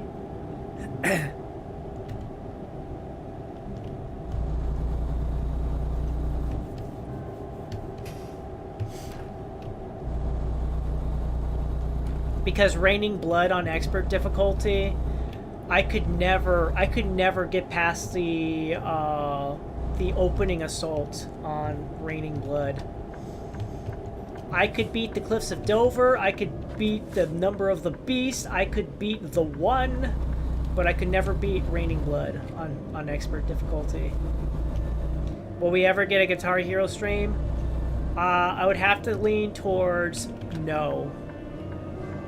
For a number of reasons. It's not just one reason. I'll put it plain and simple. I would love to do a Guitar Hero stream. It's just there's problems.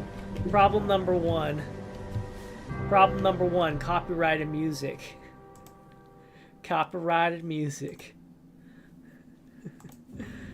Copyrighted music is the number one reason.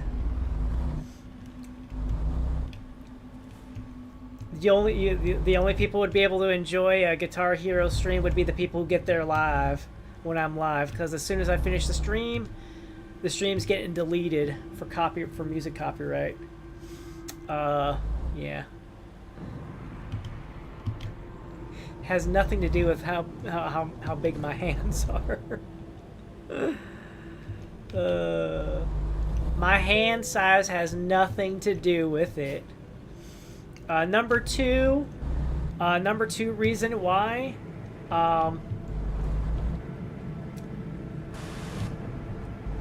Number two reason why. All my guitars are broken. All my guitars are broken. They don't work anymore. So I don't have a replacement. I don't have a replacement for the guitars, sadly. They're all broken in some form or fashion, and I can't like hybrid. I would love to be able to hybridize them, but I can't. So I would need new guitar, properly calibrated Guitar Hero guitar or a Rock Band guitar. I need a new guitar controller. It's broken because of overuse. It has nothing to do with how old they are, and I've never raged at Guitar Hero except for Raining Blood, but I got over it. But no, the main reason why they're broken is because of overuse. I've played Guitar Hero so much that I've had to keep replacing guitars over and over, and since obviously there hasn't been a new Guitar Hero game in forever, I haven't been able to replace my guitars. Is there a band that smashed guitars? Yes, actually, there was a band. I don't remember which one it was. I'd have to go ask, but I do remember there was a band where their lead guitarist, like after like I guess a long set or whatever, he would just like slam the guitar on the stage. But he was rich enough to replace it.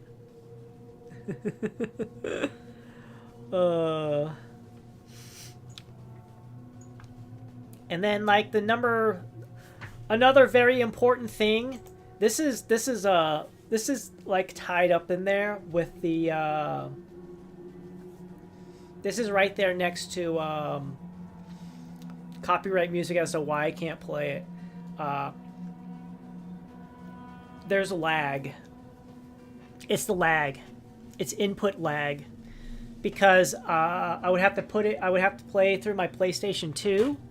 So I would have to get a capture card.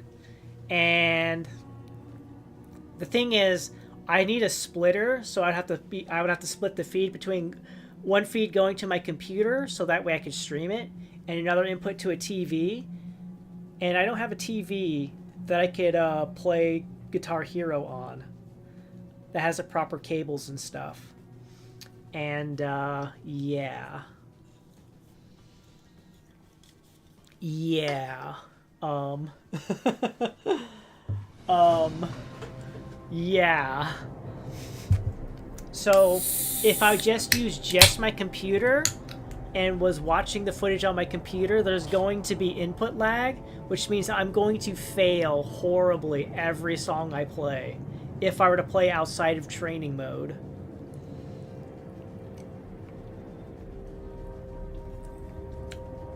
If you want a good idea like how bad it is, on my secondary channel, Borissaurus Extras,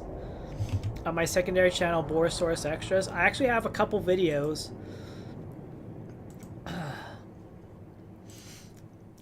YouTube.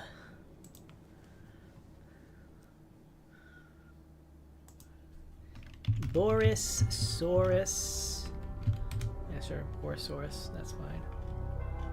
There's extras. Borissaurus extras. If you go in here and you scroll down, you have to get past a whole bunch of Dead by Daylight videos. But eventually, towards the earlier days, that's a lot. Back when I was using the free model that comes with a VTube Studio. Yeah, there it is, right there. Guitar Hero test, about 5 minutes long. Guitar Hero 2 test A, about 8 minutes long. Guitar Hero test 2 test B, for about 5 minutes long. Those 3 videos are a good explanation, like how bad it is for me to play Guitar Hero for streaming purposes.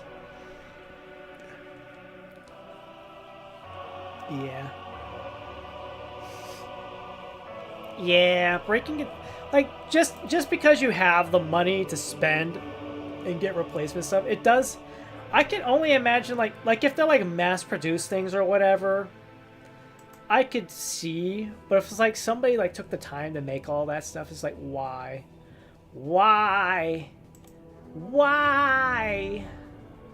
Service boat, construction loader, soybean.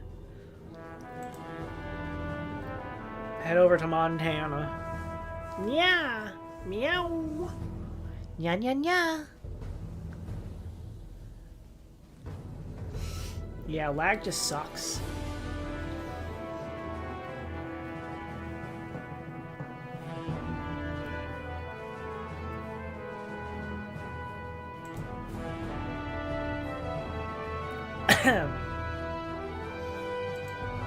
Fort Smith, Arkansas. Nah.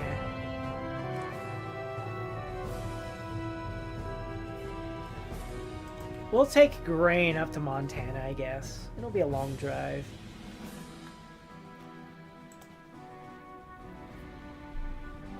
Alright, first things first, we're gonna go talk to the bank. Bank! I have $251,000 left to pay on this loan. Well, I have $400,000, so you know what? I'm gonna repay it right now. Yes, I want to repay it right now. Now we know how much I'm actually worth. $160,000. I'm worth $160,000. Yeah, let's go. What I'm after is over there, huh? Okay. So I dropped off the buttermilk, and now I'm gonna go pick up this grain. Come over here. The grain is right here in front of me. Uh-huh.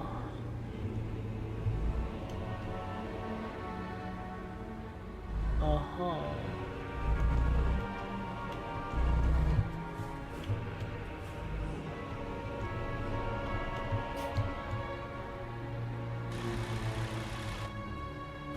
The soundtrack you're listening to, for those of you who were not here originally, this is the Warcraft 3 soundtrack. Debt-free, finally? You know, until I take out another loan, but again, as I said, I don't like taking out loans. I feel like taking out a loan is like admitting defeat.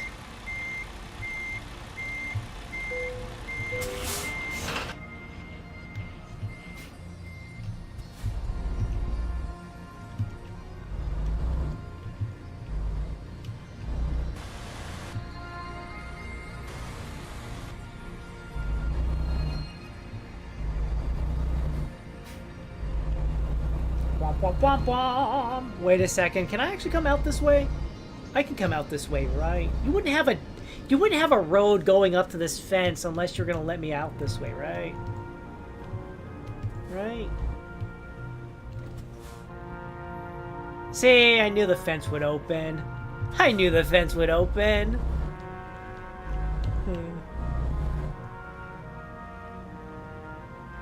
We may be free of debt from one bank, but surely another one's gonna come along and be like, excuse me, you owe us money.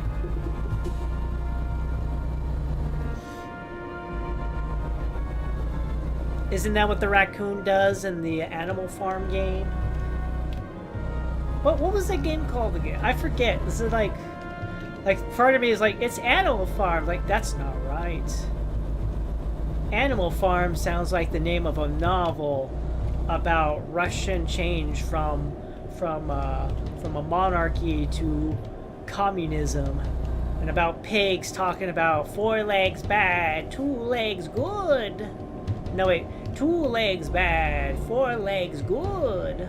Right. Wait, I need to gas up. Let's gas up. I just looked at my gas and I'm like, you know, I should probably fill up my gas tank. Animal Crossing. Thank you, just a name.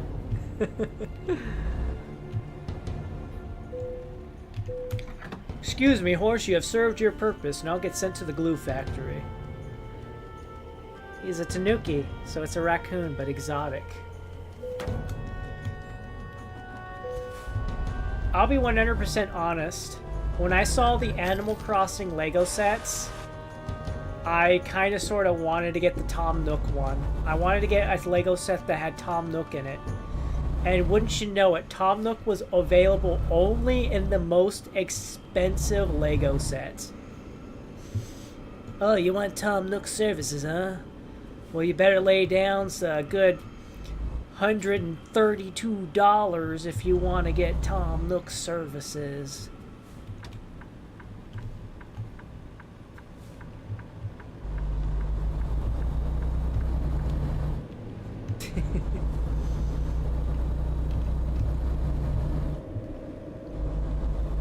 Tom Nook heard you had money. Tom Nook heard you owe him money. Tom Nook wants you to sign this contract. I mean, Tom Nook was still ain't no cheap tanuki. Oh my gosh. Naturally, Tom Nook wants his money. You will pay him and he will take it. And they'll find some sort of excuse like, oh, actually, you forgot to pay the interest. And because you forgot to pay the interest, I have to put interest on top of the interest. And now you have to pay off the interest's interest before you can pay off the actual interest.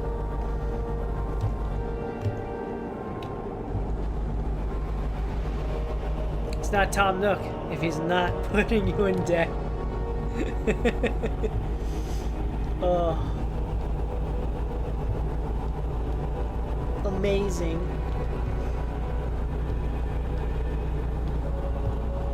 Nah, see, this is why I play Stardew Valley. This is why I play Stardew Valley. You don't owe money to nobody, but you're just like, oh yes, you inherit you inherit your grandfather's farm. Now go forth and do things. Go forth and do. I'm like, okay. Animal Crossing, what do you mean I owe somebody money? No way. Welcome to Tom Nook Industries. Everything you buy is only temporary. It's only temporary. You never fully own anything in the Tom Nook land.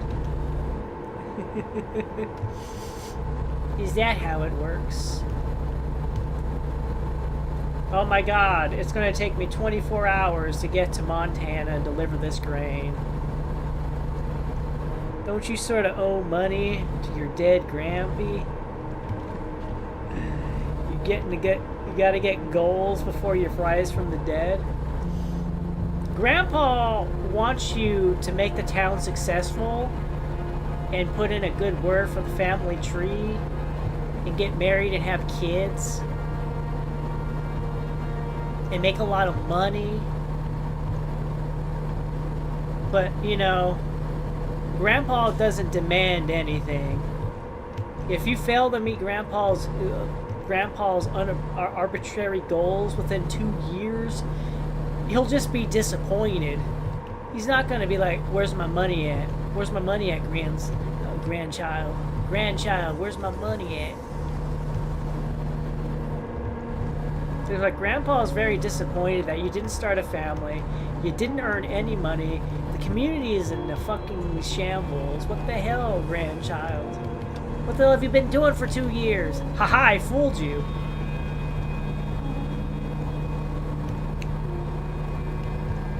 Yeah, so you not only owe one money, but you also have the firstborn as well. And the thing is, the children do nothing. They just exist in the house. They don't do anything to help out the farm. At least getting married, your spouse would be like, hey, I watered the plants today. Hey, I made you some food. Hey, here's a gift. They at least do something. The children are just like, oh, hi. Hello, parent. Why haven't you hugged me today?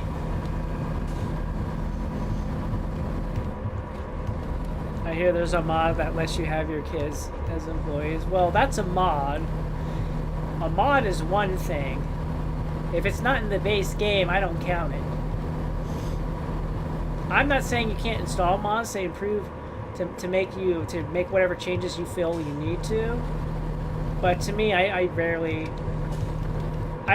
rarely install a mod at all. The only time I really install a mod is it's more like fan-made bug fixes to prevent games from crashing or having game-breaking bugs or making content that was supposed to be available in the game, but because a line of code got put in, it jumbled up the code's logistics and disabled a bunch of stuff without realizing it.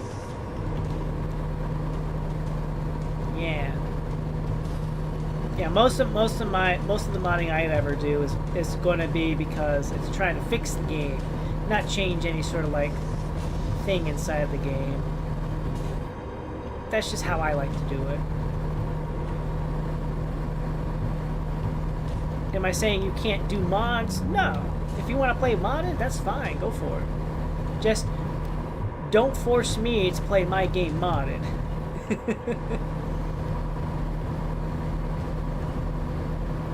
That's my deal. Alright, hold on a second. There's a photo op coming up, and since I'm here, I'm going to take it. The Gateway Arch. Boom. There we go. Gateway Arch. Done. I did it. I took a picture of the Gateway Arch. Speaking of mods and broken games, did I hear there's a new Bethesda fiasco? What's this new Bethesda fiasco that involves modded game, the modding community, huh? I haven't heard anything recently. Look, the last major fiasco I heard from Bethesda was just Starfield, so fill me in. They're remaking Fallout 4, but they're only upgrading it. Oh. Oh, really? Oh, my. Oh, my. Oh, my. We're remaking Fallout 4, and we're going to make it bigger, and we're going to make it more expensive, okay? I didn't even know they were remaking Fallout 4. Why are they remaking Fallout 4? Shouldn't they remake Fallout 3 first? If anything, remake Fallout 3 first.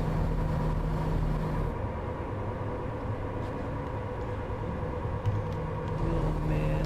Fallout 4.2. It's their anniversary. I still feel you should just if you're going to remake a Fallout game, a Bethesda Fallout game, at least remake 3 first. Because let me tell you, as much as I hated Fallout 4's RPG elements, as a game, I thought it was pretty solid. I never, unlike Fallout 3 in New Vegas, I never had a crash. I never experienced any sort of crash or major game-breaking bug. Ever in Fallout 4. Ever. Fallout 4 was probably the most stable game I've ever played. Most stable Bethesda game I've ever played. God's honest truth.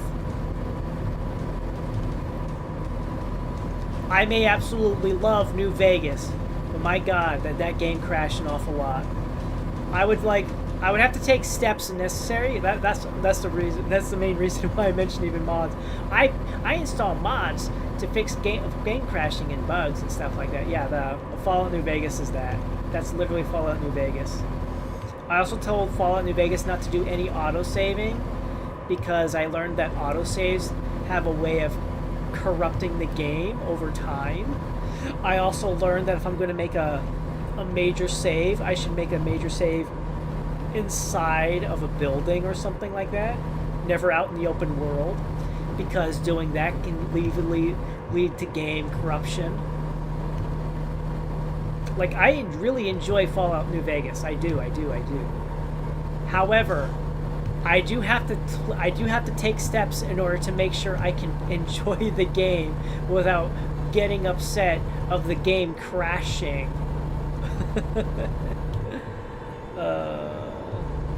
And Fallout 3, well, I haven't found any fixes for that. So all I do is I turn off autosave. If I do a hard save, it's going to be inside of a building or something. That's all I can do. That's all I can do. And to be fair, I haven't really... Motherfucker. I got over here so I could pass you, and then you get in front of me. But no, honestly, I haven't played Fallout 3 in forever. And the version I think I have... I'm pretty sure I have it on Steam. I have like the Game of the Year edition, which should have all the DLCs and whatever. So who knows? Maybe having all the DLC content also includes all these bug fixing crash patches and stuff like that. So maybe the game's more stable in that sense. I wouldn't know. I haven't played it since then. Last time I played Fallout 3 was forever ago.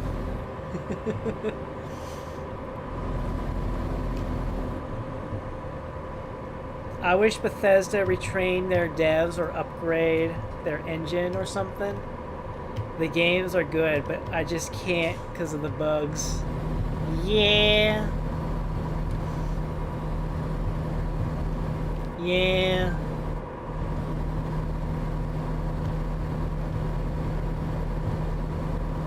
What Bethesda games have I played? I played Daggerfall.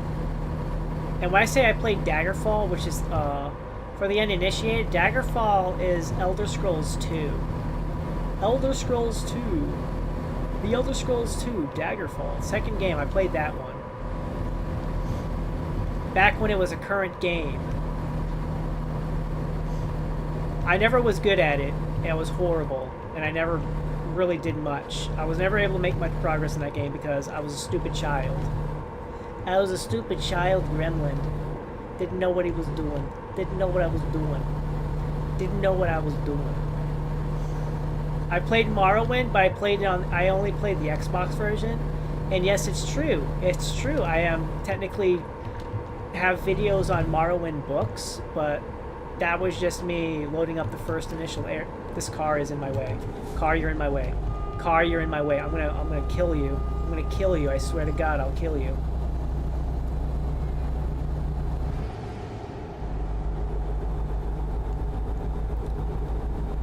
How much speed I lost because this car was in my way.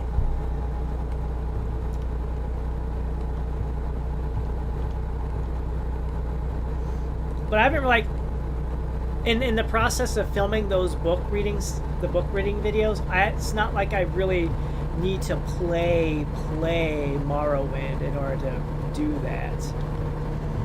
Oblivion, I've played a lot of, and when it comes to Oblivion, crashes a lot. Crashes a lot. It also tends to get boring after a while. I'll admit that. Eventually, I think that's just a curse with a lot of Bethesda games. Eventually they get boring and I'm just like, next game please. I'm bored. I'm bored. Doing too much exploration in Oblivion, boring. Closing too many gates of Oblivion, boring. But I did play Morrowind on Xbox, and I really, honestly, 100%, I do not remember my experience of it at all. I do not remember anything. I remember, like, the only memory I really have is turning the game on setting my joystick so that way my character is constantly moving, enter sneak mode, and sneak in a corner of a room, so that way when I came back from work I had a whole bunch of sneak skill built up. That's what I would do. I would go to work and build up my sneak skill, and then I would come back home and hope my game didn't crash. Asshole jumped out in front of me. You jumped out in front of me.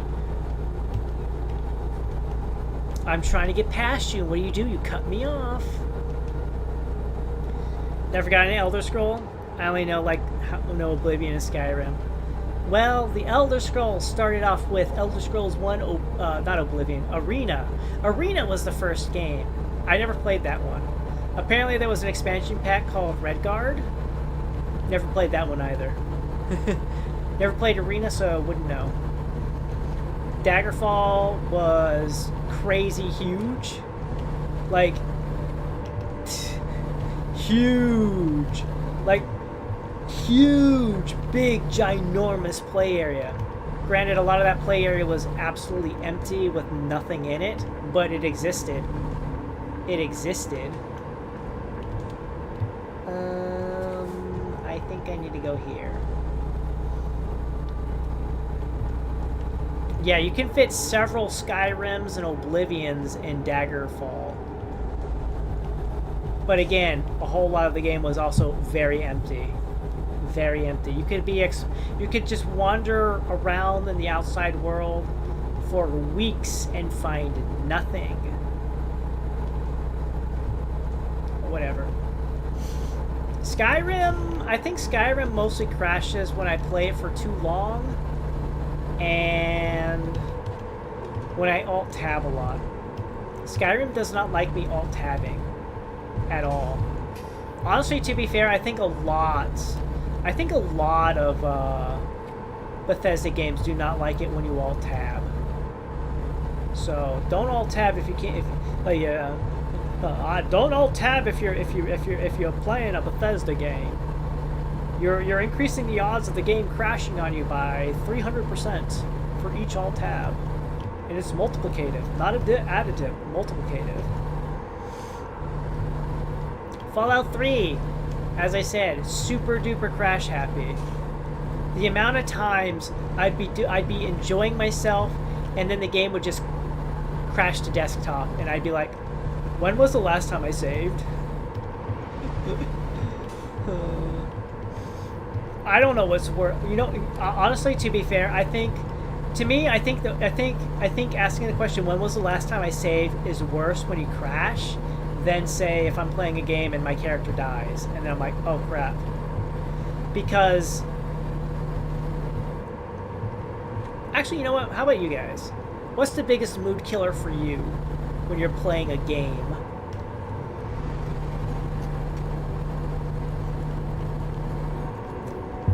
You're playing a game, you're having a fun time, and then bad thing happens, and this bad thing happens, and you're just like, your mood to play the game is just dead. It just drops 100%. You're just like, I don't want to play this game no more. Not right now, anyway. It's definitely going to take a long break from this time. Yeah, I think definitely it's like, I'm having a good time, I'm playing the game, and then all of a sudden, game crashes, and I'm left with asking myself, when was the last time I saved?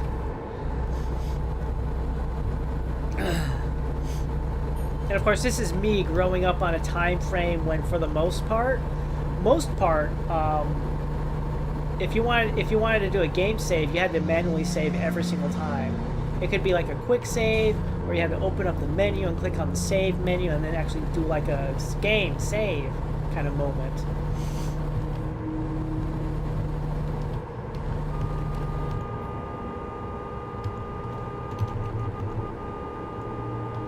Get out of the way!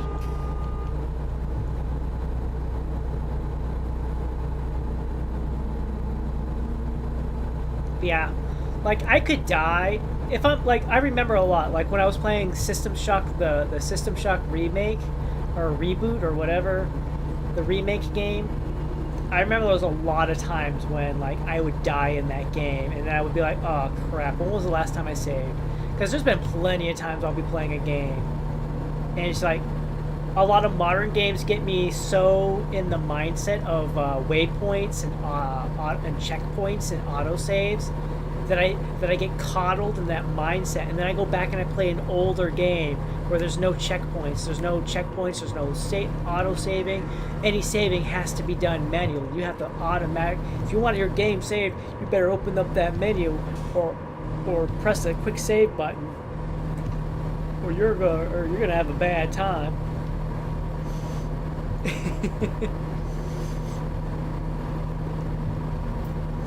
I'll definitely say games that require you to actually save through like saving points or something like that. Like, for example, like Resident Evil's typewriters, or like RPG games with their little like sparkly checkpoints or whatever, little checkpoint doodads out in the overworld. Those always remind me. Whenever I see that, it's like, yep, I'm saving.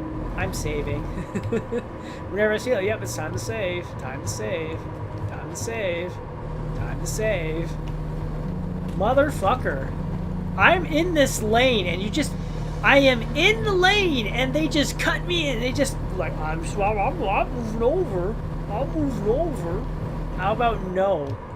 Savor the crunch. What is that billboard for? Alright, hold on a second. I'm gonna reset chat. Because I think I can't tell if chat broke or if you guys just been quiet. Alright, you guys just been quiet. Y'all have been quiet. How's the car go? Everything's fine. I've taken no damage. I've just bumped into things and people are like, oh no, Blue, the Gremlin bumped me with their truck and I'm upset. I'm just like, excuse me, you're the one who rammed your vehicle into me.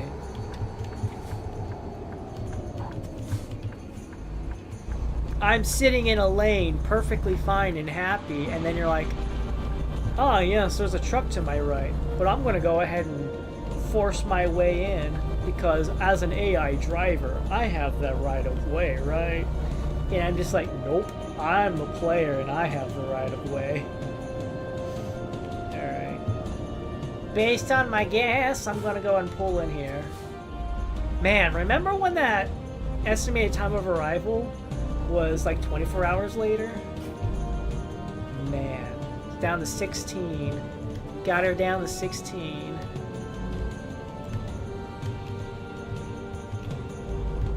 Look, I know it jumped up to 25, but that's because it's confused.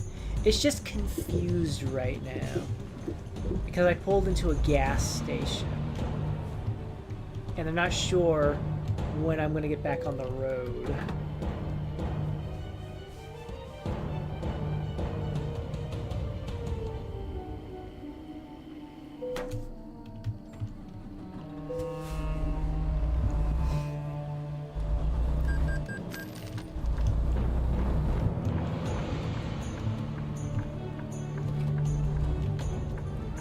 I'm curious if gas stations have different prices for gas in this game. I don't really think about it. Hi, James. Welcome in. How are you doing? How's it going? Alright, we're down to 16. Man, we chopped off 8 hours of this trip time. That's great. How goes?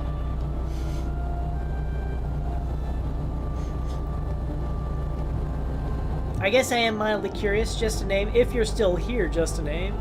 I'm kind of curious. This is not supposed to be a caller, I think, but I'm curious. I know you said you didn't get into Elder Scrolls. I'm curious what that might be. Is it just like the setting, or it's just not your cup of tea or whatever? If there's any, like, I'm just curious is all. Because I know everybody, we all have our different, like, flavors for, like, what kind of games we like to play. I know I personally am, like, the kind of person like, ugh. Racing games, sports games, ugh. Not my cup of tea. No thank you. Does that mean they're bad? No, it just means very, very unlikely to catch me streaming those kind of games, you know? Kind of like Roblox. Blue, when are you gonna do a Roblox stream? Hopefully never. I don't like it. If you want Roblox, you can play yourself. Ah! Oh my gosh. 16 more hours. Oh yeah, I'm carrying grain. Well, based on the game time and how much further away the delivery is, and based on the time, uh-oh. We have a train coming. There's one thing I learned in this game is do not try to beat the train, because it sets up an invisible wall. It sets up an invisible wall. I have crashed into that invisible wall. Like, the barriers were still up. The barriers were still up. The lights were flashing, but the barriers were still up. So I was like, okay, I'll beat this train to the crossing. What happened? I slam into an invisible wall, and I take massive amounts of damage to my truck, and I am just flabbergasted. I don't even remember when that happened. I don't remember if it was like during a stream or if I was just playing on my own time, but I just remember there was a train crossing, and I'm like, I'm gonna beat the train to the crossing. It'll be fine. And then I slam into an invisible wall, and that annoyed the crap out of me. I was so confused and angry.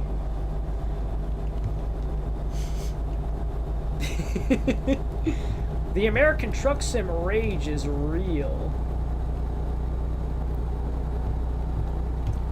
Things that have annoyed me and made me very upset and smashed my keyboard in American Truck Sim. Number 1, slamming into invisible walls. Especially ones like at train crossings. Like, excuse me, there's no train here. Like, yeah, but we put up an invisible wall so you don't think about, you know, parking your truck, I guess, across a train track. I don't know. Number 2, whenever I'm trying to do like a stop or whatever and I forget about physics and I'm like trying to quickly brake or something like that, and then like my trailer goes every which way, and I slam like a concrete barrier or something like that because I'm braking as hard as I can to make an exit or something like that. Because I'm like, I'm pressing the brake. Why is my truck not stopping on a dime? Even though I'm going 80 plus miles per hour and I'm hauling 200,000 pounds of cargo, why am I not stopping on a dime? Gee, I wonder why. Physics, you know.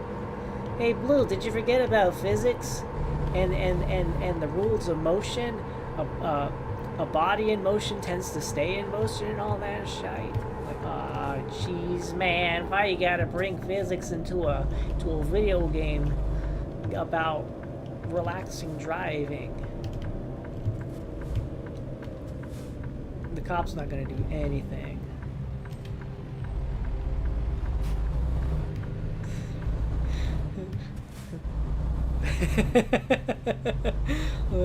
The cop just sees me drive by doing all those maneuvers, just like, yeah, sips coffee. Nothing to see here. Sips coffee. Ugh. Number 3, AI traffic being insatiably insufferable. Between cutting me off, changing lanes when I'm in that lane and they slam into my vehicle, stopping at green lights. Or I'm in a lane and they just cut me off for no reason. It just feels like they cut me off for no reason. Like, I'm like, oh, look, I'm blinking to the right. I'm shifting lanes over here now so I can get around you. And then they just blink over and cut me off immediately. And I get back over in the other lane. Just like, okay, fine. I'll just keep going then this way now. Or they just start braking for no reason. And it's just like, ah, yes. Ah, yes. It's a 70 zone. But we're gonna do 40. Like, where's the detour? Where's the detour blocker thingamajiggy? Why are you going so slow? I think the feeling is like, if I were to guess, take a wild guess, the game is spawning the vehicles in front of me, but I don't know if like maybe the vehicles are at a stop. They're stopped when they spawn in. They're at like 0 momentum, and then they spawn in, and then they slowly pick up the speed and the momentum and all that jazz. And then any vehicles that spawn in behind them are like also kind of like stuck with that kind of thing, or like maybe a vehicle spawns like in front of them, so they gotta slow down.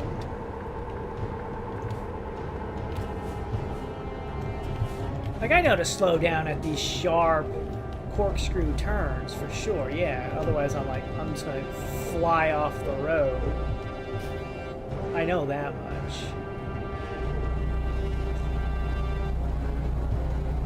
But, you know, when somebody cuts me off, that's crazy. That's crazy. Woof! Woof woof! Bow wow wow! Awoo! Awoo!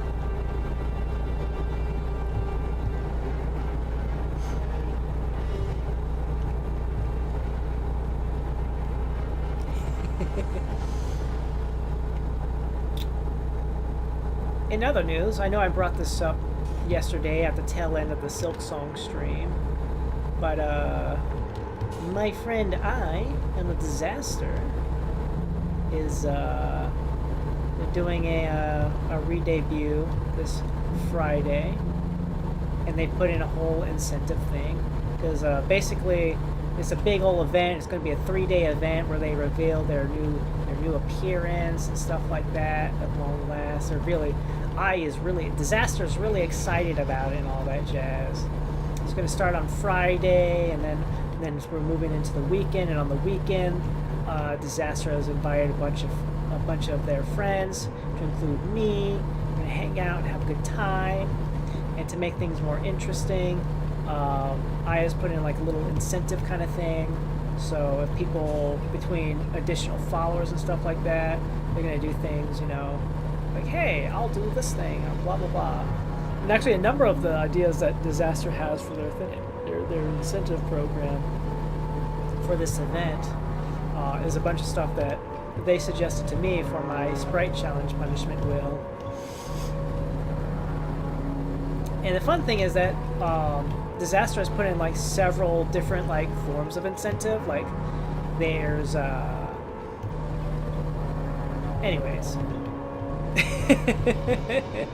It's a thing that's happening, and I just want to support my friend for their new debut that's going to be happening on Friday, because you know, it's exciting, you know, friends getting an upgrade and all that jazz. They're excited, they want to show off.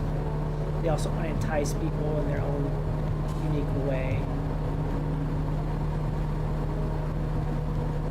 So yeah, that'll be a fun thing.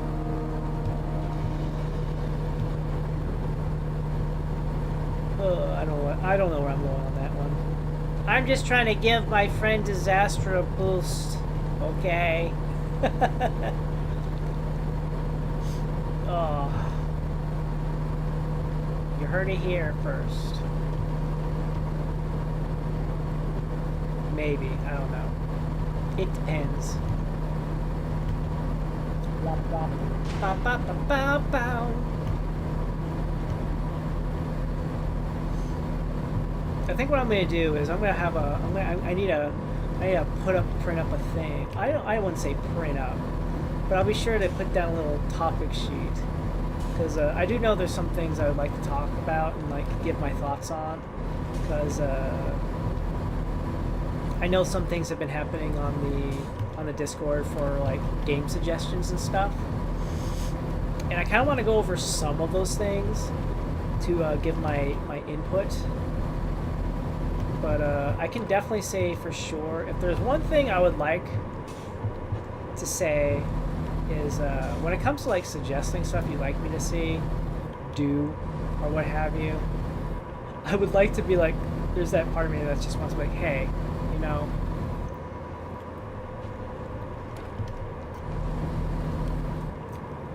I get it. I understand 100%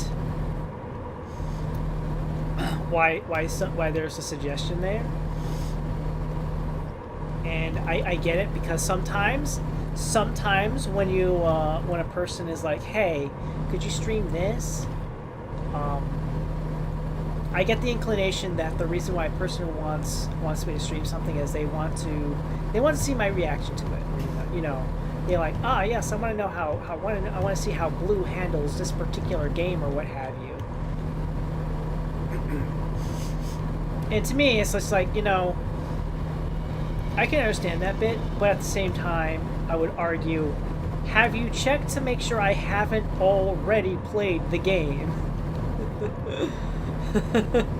Because mind you, especially if you're like expecting to get like a first time, oh my gosh, Blue, I want to see your reaction to this game the first time you play it, please play this game.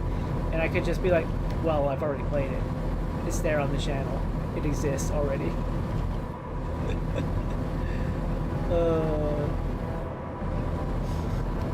I get it though. Sometimes it's not even just a matter of just like, you know,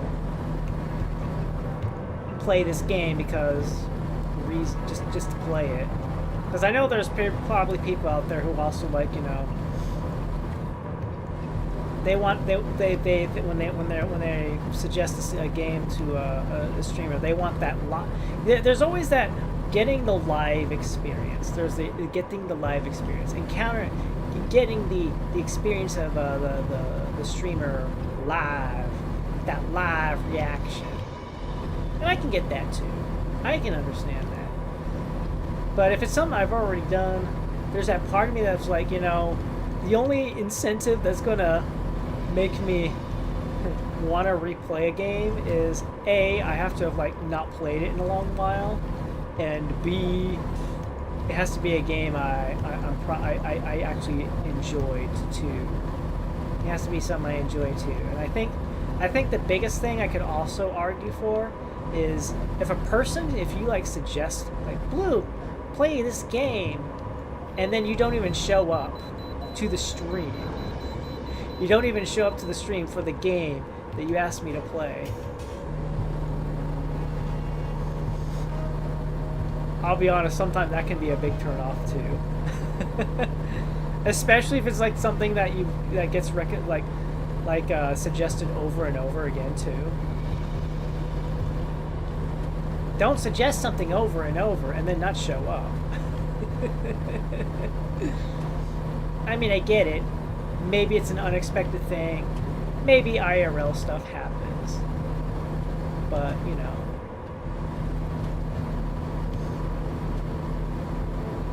Oh wow, we're down to 11 hours until arrival. 11 and a half hours and we'll get there.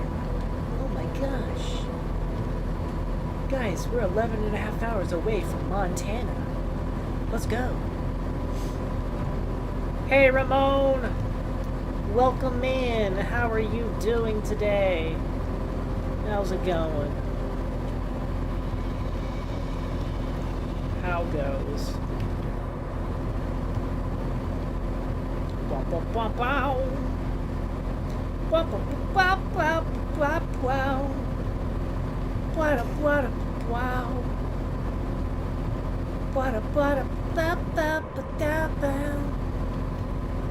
I'm still thinking back on that low resolution game. What do you mean low resolution?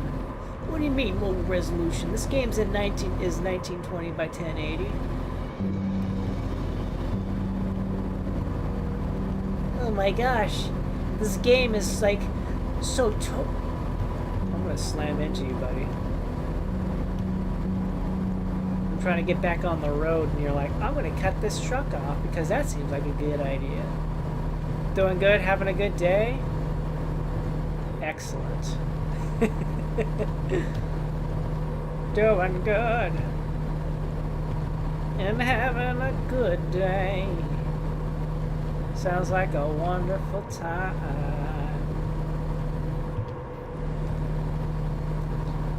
Especially in comparison if a person's having a bad day. Ooh. Bad days. They can come and go. But it just boils down to how you can handle the stress thrown at you.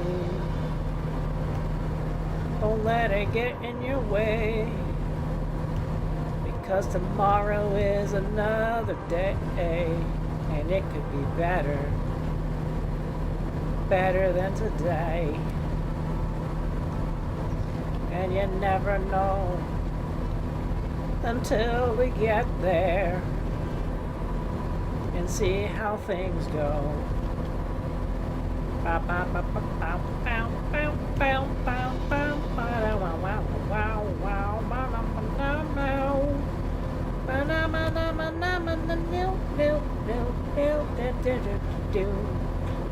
Speeding kills. You know what else kills? Cutting somebody off. Cutting somebody off. Maybe that's the real reason they keep cutting me off. Like the game's like, speeding kills. You shouldn't be speeding. We've noticed that you've been going over the speed limit for quite some time, so we're going to spawn in some cars to slow you down. And if them existing doesn't slow you down, Blue, then what we're going to do is we're going to make them cut you off and force you to slow down. Oh yeah? Well, what if I just slam into them and I just keep on going? Then what are you going to do? Well, we don't know. We'll spawn in more cars, I guess. I wonder if the reason why my wheels have so much wear and tear on them is because of all the little side off-roading I've been doing, because I'm trying to get around these other vehicles that keep getting in my way. Hey look, it's raining again. Let's go.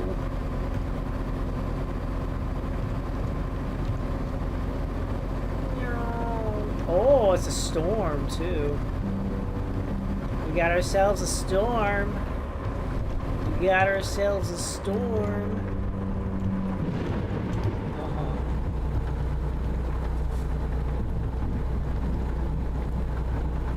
Nice.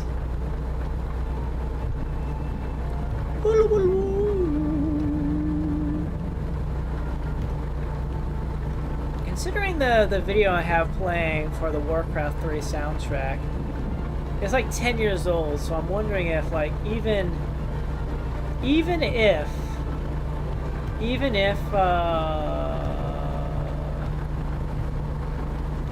yeah, I don't think chapters were built in yet.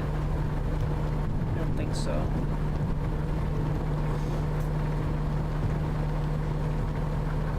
Let's go. Oh no, I just thought, what if they have the power of the Horde? That's the power of the Horde! Storm, black clouds fill the sky.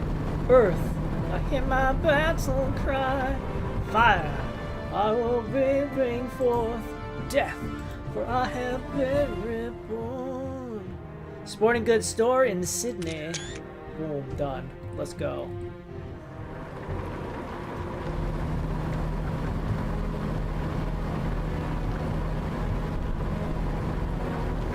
You know, for a second there, I thought the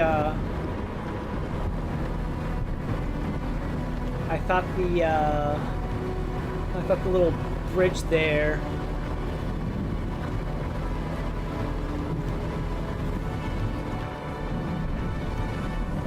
The little gap there where the windshield wipers are swiping away the water.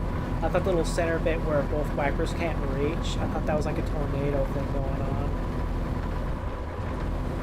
I see. So they're like, okay, here's what we're gonna do. We're gonna add rain.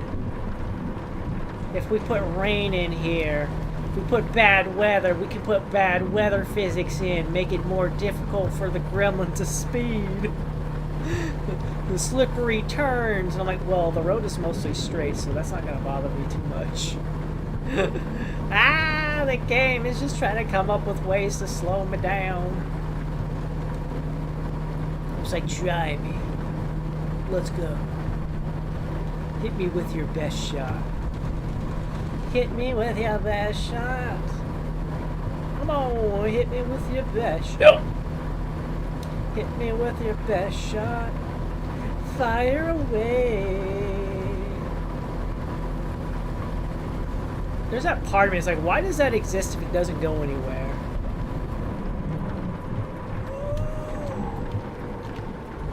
There we go.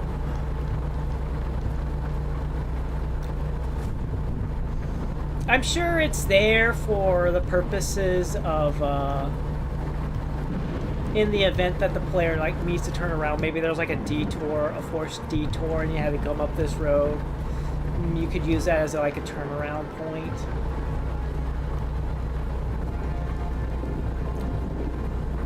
But I feel like, what kind of detour will force you to go this far up just to have to do that?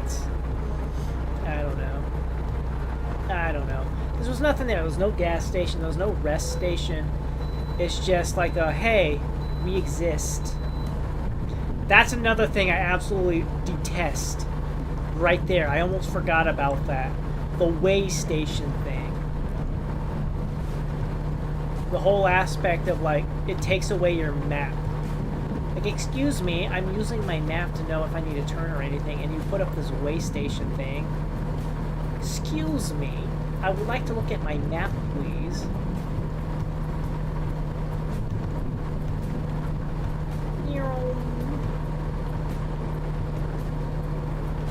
Oh my gosh. This guy's gonna cut me off up here. Well, guess what? I'll just go over here instead. Then what are you gonna do? Can't do shit, buddy boy. Cheyenne. Well, if I had to guess, I guess we're in Wyoming. I could be wrong. Bum, bum, bum, bum, bum, bum, bum, bum. If I had to guess, we're on the Orc soundtrack. The Orc campaign soundtrack.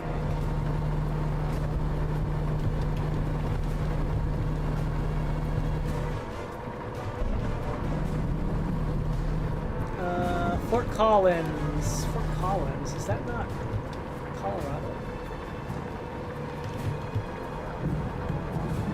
Casper, Wyoming. Alright, yeah. We're in Colorado. If we kept going straight there, it would have been Fort Collins, I guess.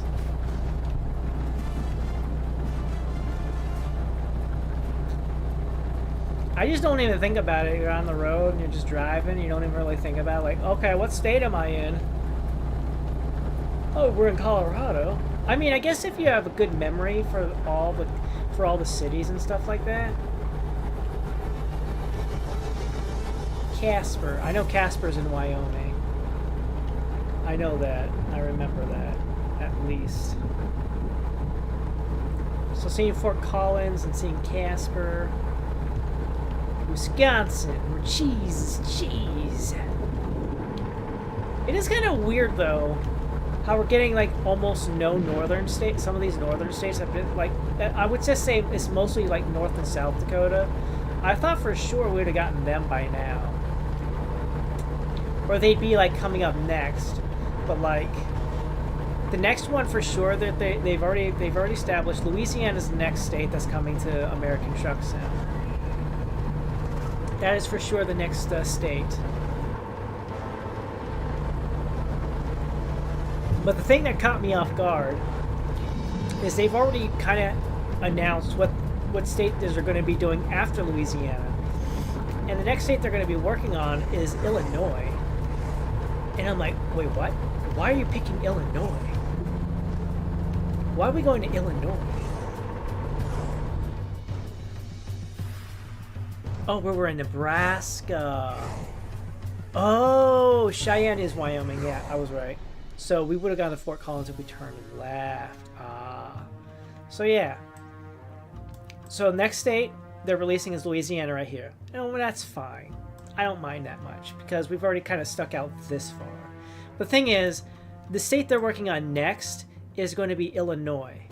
Illinois, right? Not North Dakota and not South Dakota. It'd be really weird if they did Minnesota or Wisconsin. But they're going to do Illinois next. And it's like, why? Why? if you do Illinois next, then I feel like, okay, you gotta start focusing on these 4 states next. If you did like say, like logically, I would say South Dakota, then North Dakota, then Minnesota, then Michigan, Wisconsin, and then you could do Illinois. But like doing Illinois after Louisiana, that's weird. Like at this point, it'd be like, you know, I feel like you should start filling in up here, like Illinois, and then you can do like Indiana.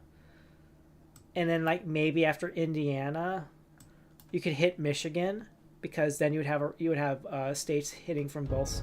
You'd have Wisconsin and you have Indiana to hit both sides of Michigan. But yeah, it's like after Louisiana, like Louisiana at that point is like you might as well go Mississippi, Alabama, Georgia, Florida, South Carolina, Tennessee, North Carolina, Kentucky, Virginia, West Virginia. It's like, okay. Well, what about these northern states here? North Dakota, South Dakota, Minnesota, Wisconsin, Michigan. Then you got Illinois, Indiana, Ohio. You got Maryland peeking here. You got a little bit of Maryland peeking out over here. And then you got Pennsylvania. And this is bits of New York over here. Everything up here, that's Canada. That's all Canada. So weird to me. So weird. Oh, we're down to sub 8 hours. Nice. Well, we are in Wyoming. We're in Wyoming. I thought about gassing up. I think we can hold out until the next station or whatever. The next exit that has a gas station. It's just to me, like, Louisiana, fine. I can understand that. Because you got a lot of the stuff north of it, and you are pushing out, like, one more state. But to go from Louisiana to Illinois just seems weird. Because now you're going to have that hole where you got North and South Dakota, Minnesota, and Wisconsin. And I'm just like, okay, well, what are you going to do after Illinois? Now I'm really curious. What's going to happen after Illinois?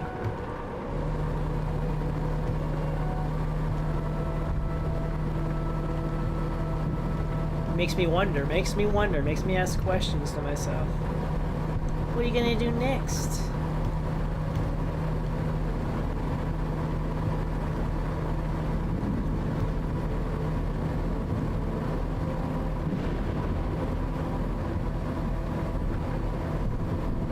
I get the feeling the storm's passed. So once I feel like 100% is done.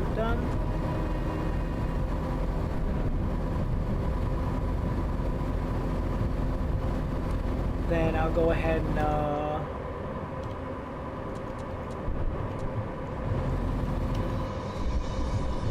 yeah, we're just getting like windshield streaks. Oop. We're doing this so that way the thunder goes away. Because if there was one thing I learned is that we get residual thunder even though like the storm has already passed. We've already passed. The storm has passed.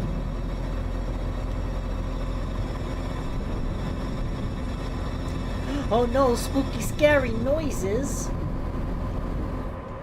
Spooky scary noises. Right, do we have a gas station here? We do. But I think this gas station would be better. I think we can handle it until we get to the actual city. I think I have enough gas until I get to the city.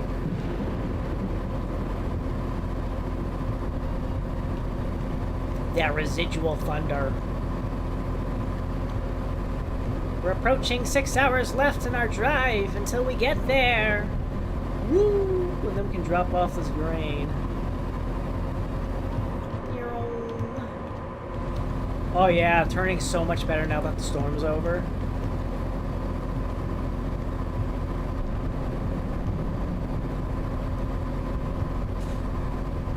Yeah, so that was pretty fast. We got to this next gas station pretty fast, so yeah. This next city we're gonna be going through soonish. I'll definitely pull over and gas up there because it'll have a much closer gas station, I believe.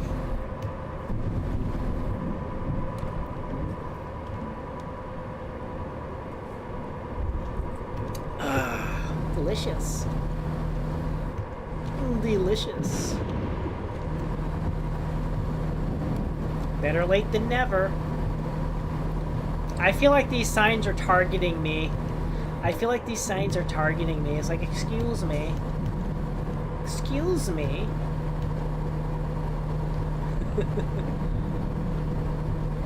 Stop mocking me for how fast I'm driving. I may be going over the... There's been... yes, I've been driving over... especially if I was in California, but, you know, a lot of these other states, we got 80 miles an hour, and I'm barely hitting it. I'm not even hitting it.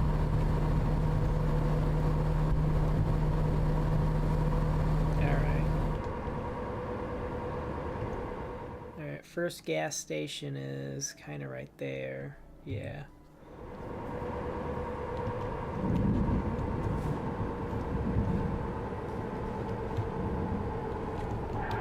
Excuse me, go.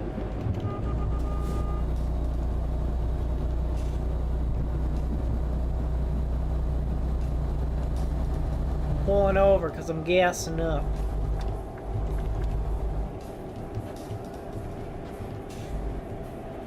Oh, this must be the undead track then. Because they're being spooky. They're doing more spooky songs. Spooky songs means probably the undead campaign, the undead faction background music. I thought we already passed it early on. Could be wrong though. Probably wrong, me. Hey, it's me being wrong about music. Alright, here's what I'm gonna do. I'm gonna pass it by, then I'm gonna turn it around.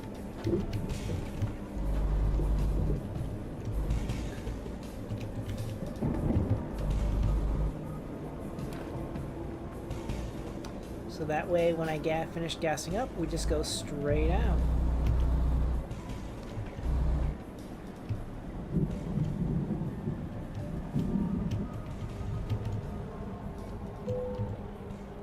Fill her up. How many gallons? How many gallons of gas? 111 and a half. That's how much gas I can fit in, well, that's how much gas I took to fill me up. No, we're not going that way, we're going this way.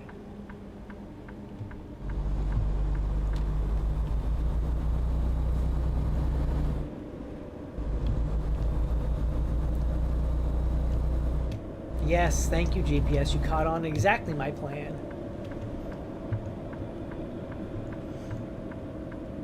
I feel like a good challenge for American Truck Sim, I feel like if I was to do like a challenge run, would be have a super long route, do a delivery on a super long route, but I'm not allowed to use my mini map on the right.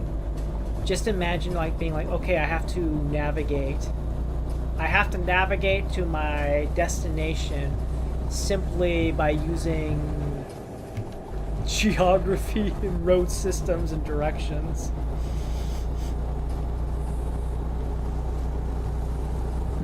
I think the thing would be have to figure out how to get a hold of a truck, get a truck that doesn't have like a built-in one either. Because as you can see, my current truck, just if you're looking, you notice just to the right of my steering wheel, there is a little mini map there. There's a little mini map there. Kind of does the same thing.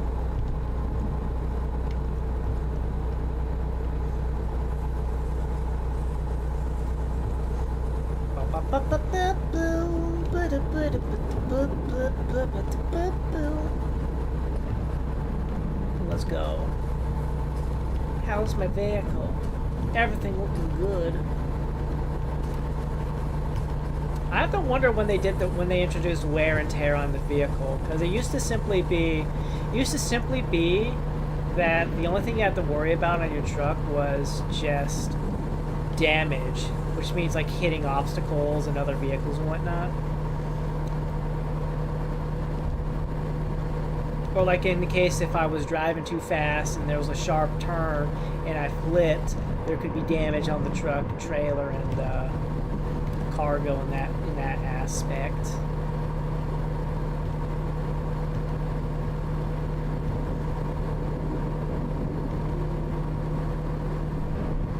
You know,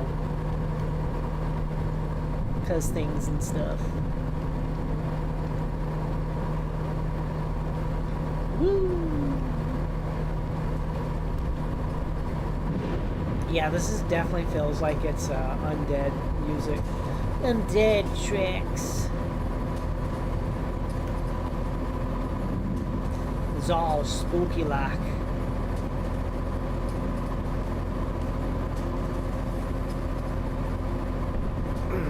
I guess I can return back to the Warcraft 3 chatter, since chat's kind of like, since chat you guys got quiet. So, back to the multiplayer Warcraft 3 nonsense. I kind of left off the part where I was like, I'm a loser, baby. I lost a whole heck of a lot on online multiplayer matches. And to be fair, I would have to say it's very fair, because what I typically would do is like I would try to go like on team games, and then I would rely on my team a little too much. Because my strategy was, okay, team, you focus on like you focus on early army stuff, early army military units to harass the enemy teams, and I will just try to rush late game units. So point in case, because I like to play the Night Elf. I like playing as the Night Elves, okay? I'll admit, I like playing as the Night Elves. So what I would typically do is I would rush for Chimeras, which are an aerial unit that can do both, like, magic and siege damage. So they were really good at both, like, they were really good at killing stuff. But they're also absurdly expensive, and they're a late game unit. So I would try to rush through the tech tree to try to get them out as fast as I could, but naturally, because late game unit, and it's literally just like it's like 3v4 a lot of the times or whatever, or even worse, maybe the enemy team goes to my side of the map and I end up getting taken out easily because like I have no military force. I have no military units protecting my base. So I just get wiped out, and then it becomes 4v, and it officially becomes 3v4 because I've been wiped out, and the enemy's now building on my base.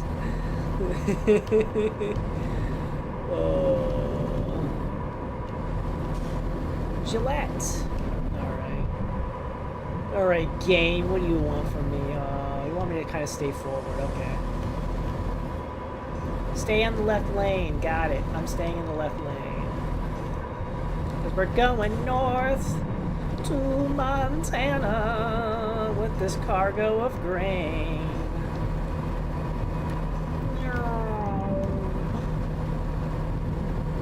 Yeah, my main strategy in Warcraft 3 is bum rush. Bum rush. High-end units. I feel like I kind of learned my lesson. I feel like I kind of learned my lesson when I started playing, when StarCraft 2 came out.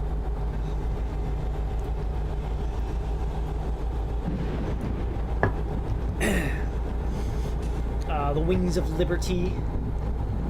But I will admit, when it came to StarCraft 2, I enjoyed the campaign.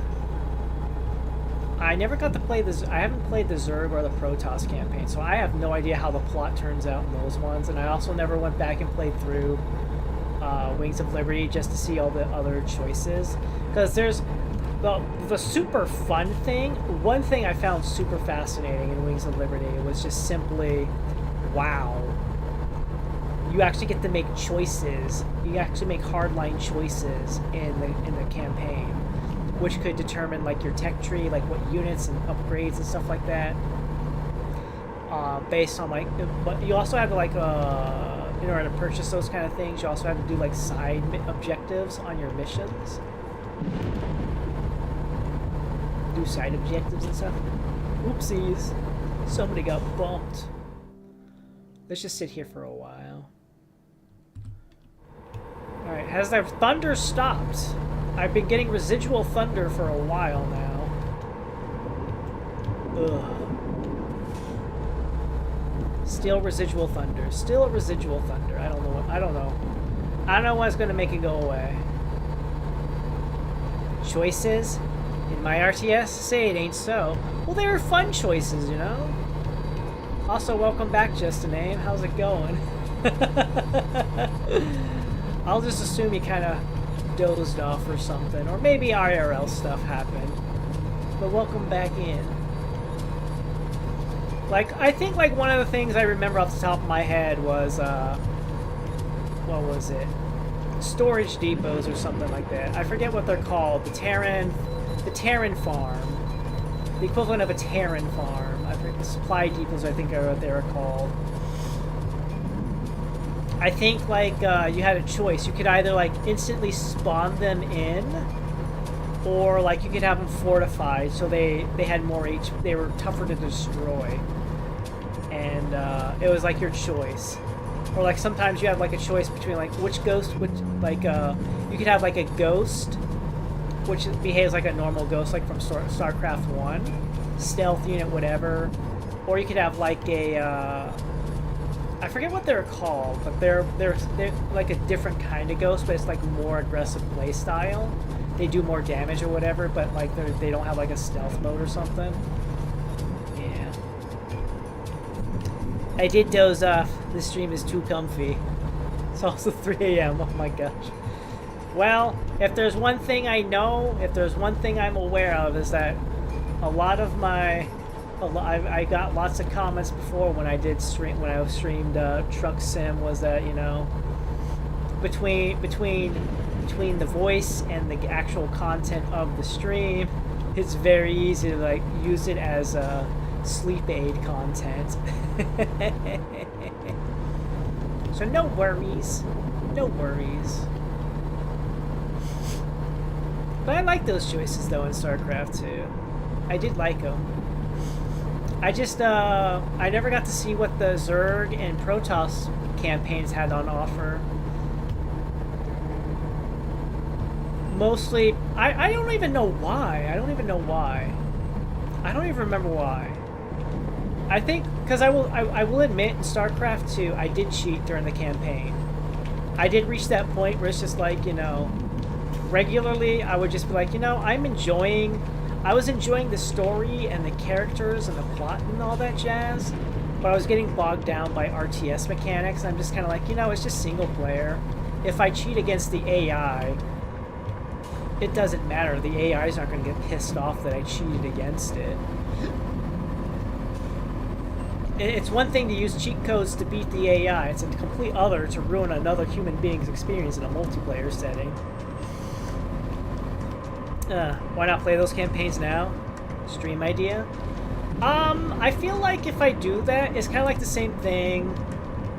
I feel like I should play StarCraft 1, and then I have to play Wings of Liberty. I guess the other thing is just, like, you know, the Blizzard launcher.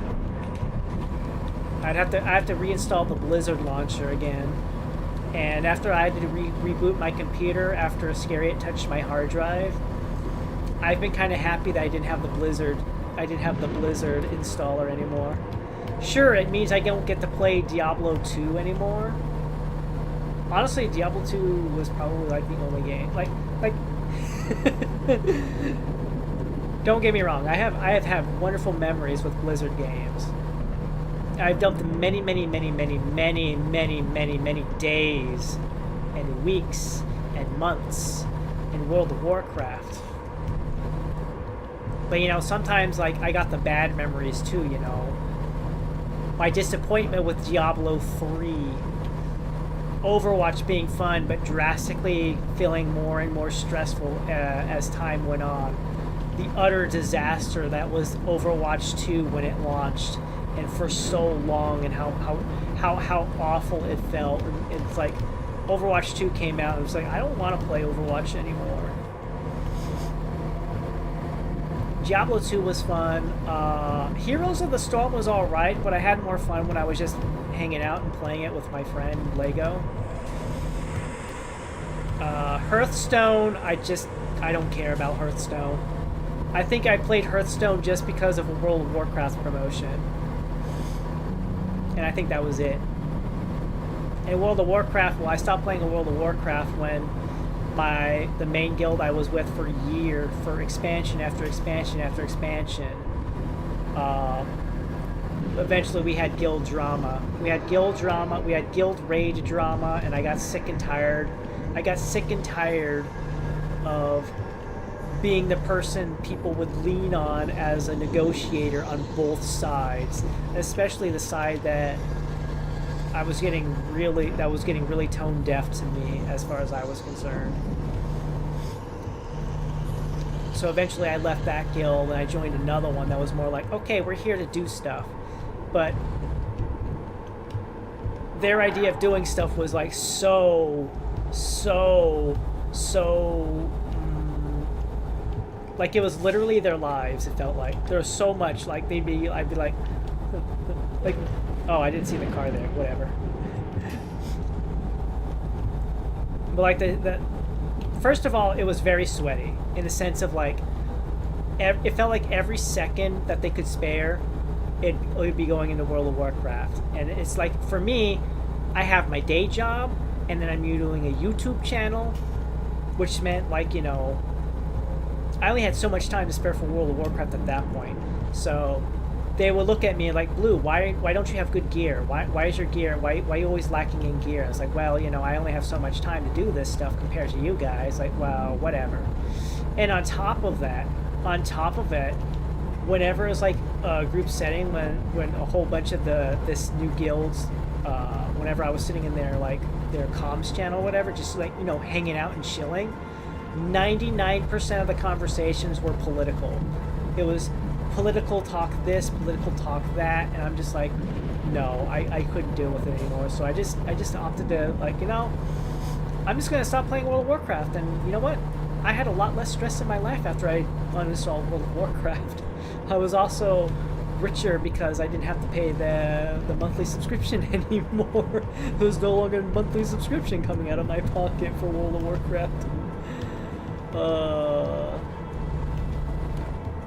Alright, let's see here. Legas, Blue a cheater? The scandal. Indeed. Young Blue, well, yes, the Gremlin has always, back in ye olden days, Gremlin Blue, as a child and as a teenager, would cheat at video games in single player. They would type in the cheat codes for infinite ammo and God mode, and I would play games and have fun that way. But you know what was also more fun? When I could play games that didn't require cheating at all, and I was like, oh yes, I can beat this game without cheating. How fun. Of course, you know, as I got older and more coordinated and smarter, I didn't have to rely on cheat codes as much anymore. And of course, we also have games nowadays where, you know, they don't even have cheat codes anymore. But, you know, I would just say, honestly, I would just say, like, the main thing though is that I got good. I got good at video games as I got older. Alright, hold on here. Where do you want me to place this grain? Alright. And then let's see here. Guild drama. Hold on. Am I in the right spot? Oh, they might... You know, I wouldn't be in the wrong spot if you gave me my map game. Ah, they wanted me to be in there. Ugh. I hate that. Whenever they disable my map for whatever stupid reason... Ugh. We'll just have to circle around, won't we? Alright, the guild drama. For the first guild, basically guild leader got a girlfriend. Girlfriend told him, it doesn't matter, you're not bad. It doesn't matter if you're not pulling in the numbers. You're the guild leader. Being the guild leader in and of itself should allow you some leniency and not following basically, guild leader got a girlfriend, was getting some action, and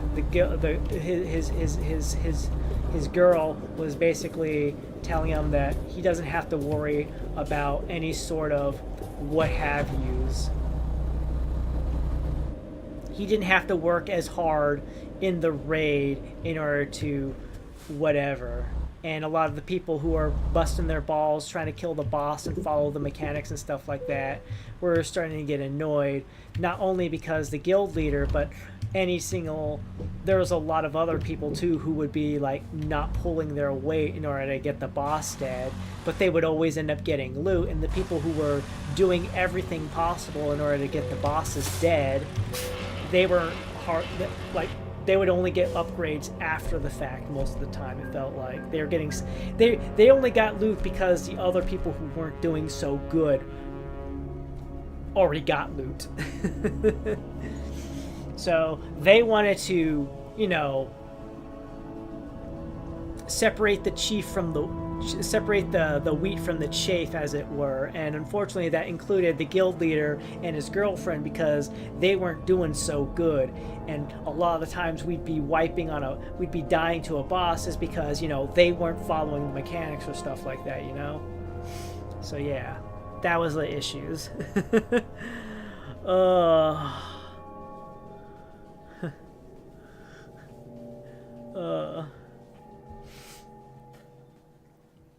You describe WoW like it's crack cocaine. Need a second job, wallet draining, toxic community. Yeah, that's good. Well, you know, I had to get a job so that way, you know, you got to pay rent, you got to pay bills, you got to buy food, all the things in order to live, and, you know, World of Warcraft was just like something fun to do on the side. Yeah. But eventually, you know, yeah. Eventually all the guild stuff and raid stuff got stressful, and I was just kind of like, I've had enough of this. So, you know, I was enjoying playing other video games, so that's why I dropped it. Blue's the type of person to enter the cheat code Motherload. Confirmed. We in Montana? Yeah, we've been in Montana for quite a while.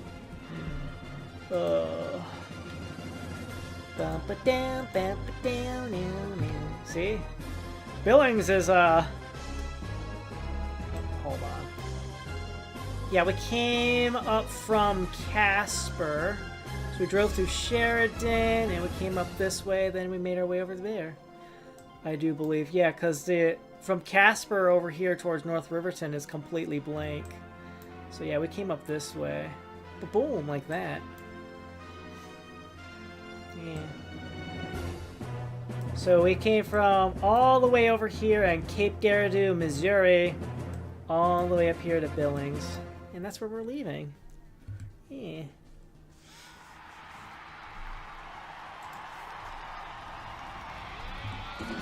Alright, hold on.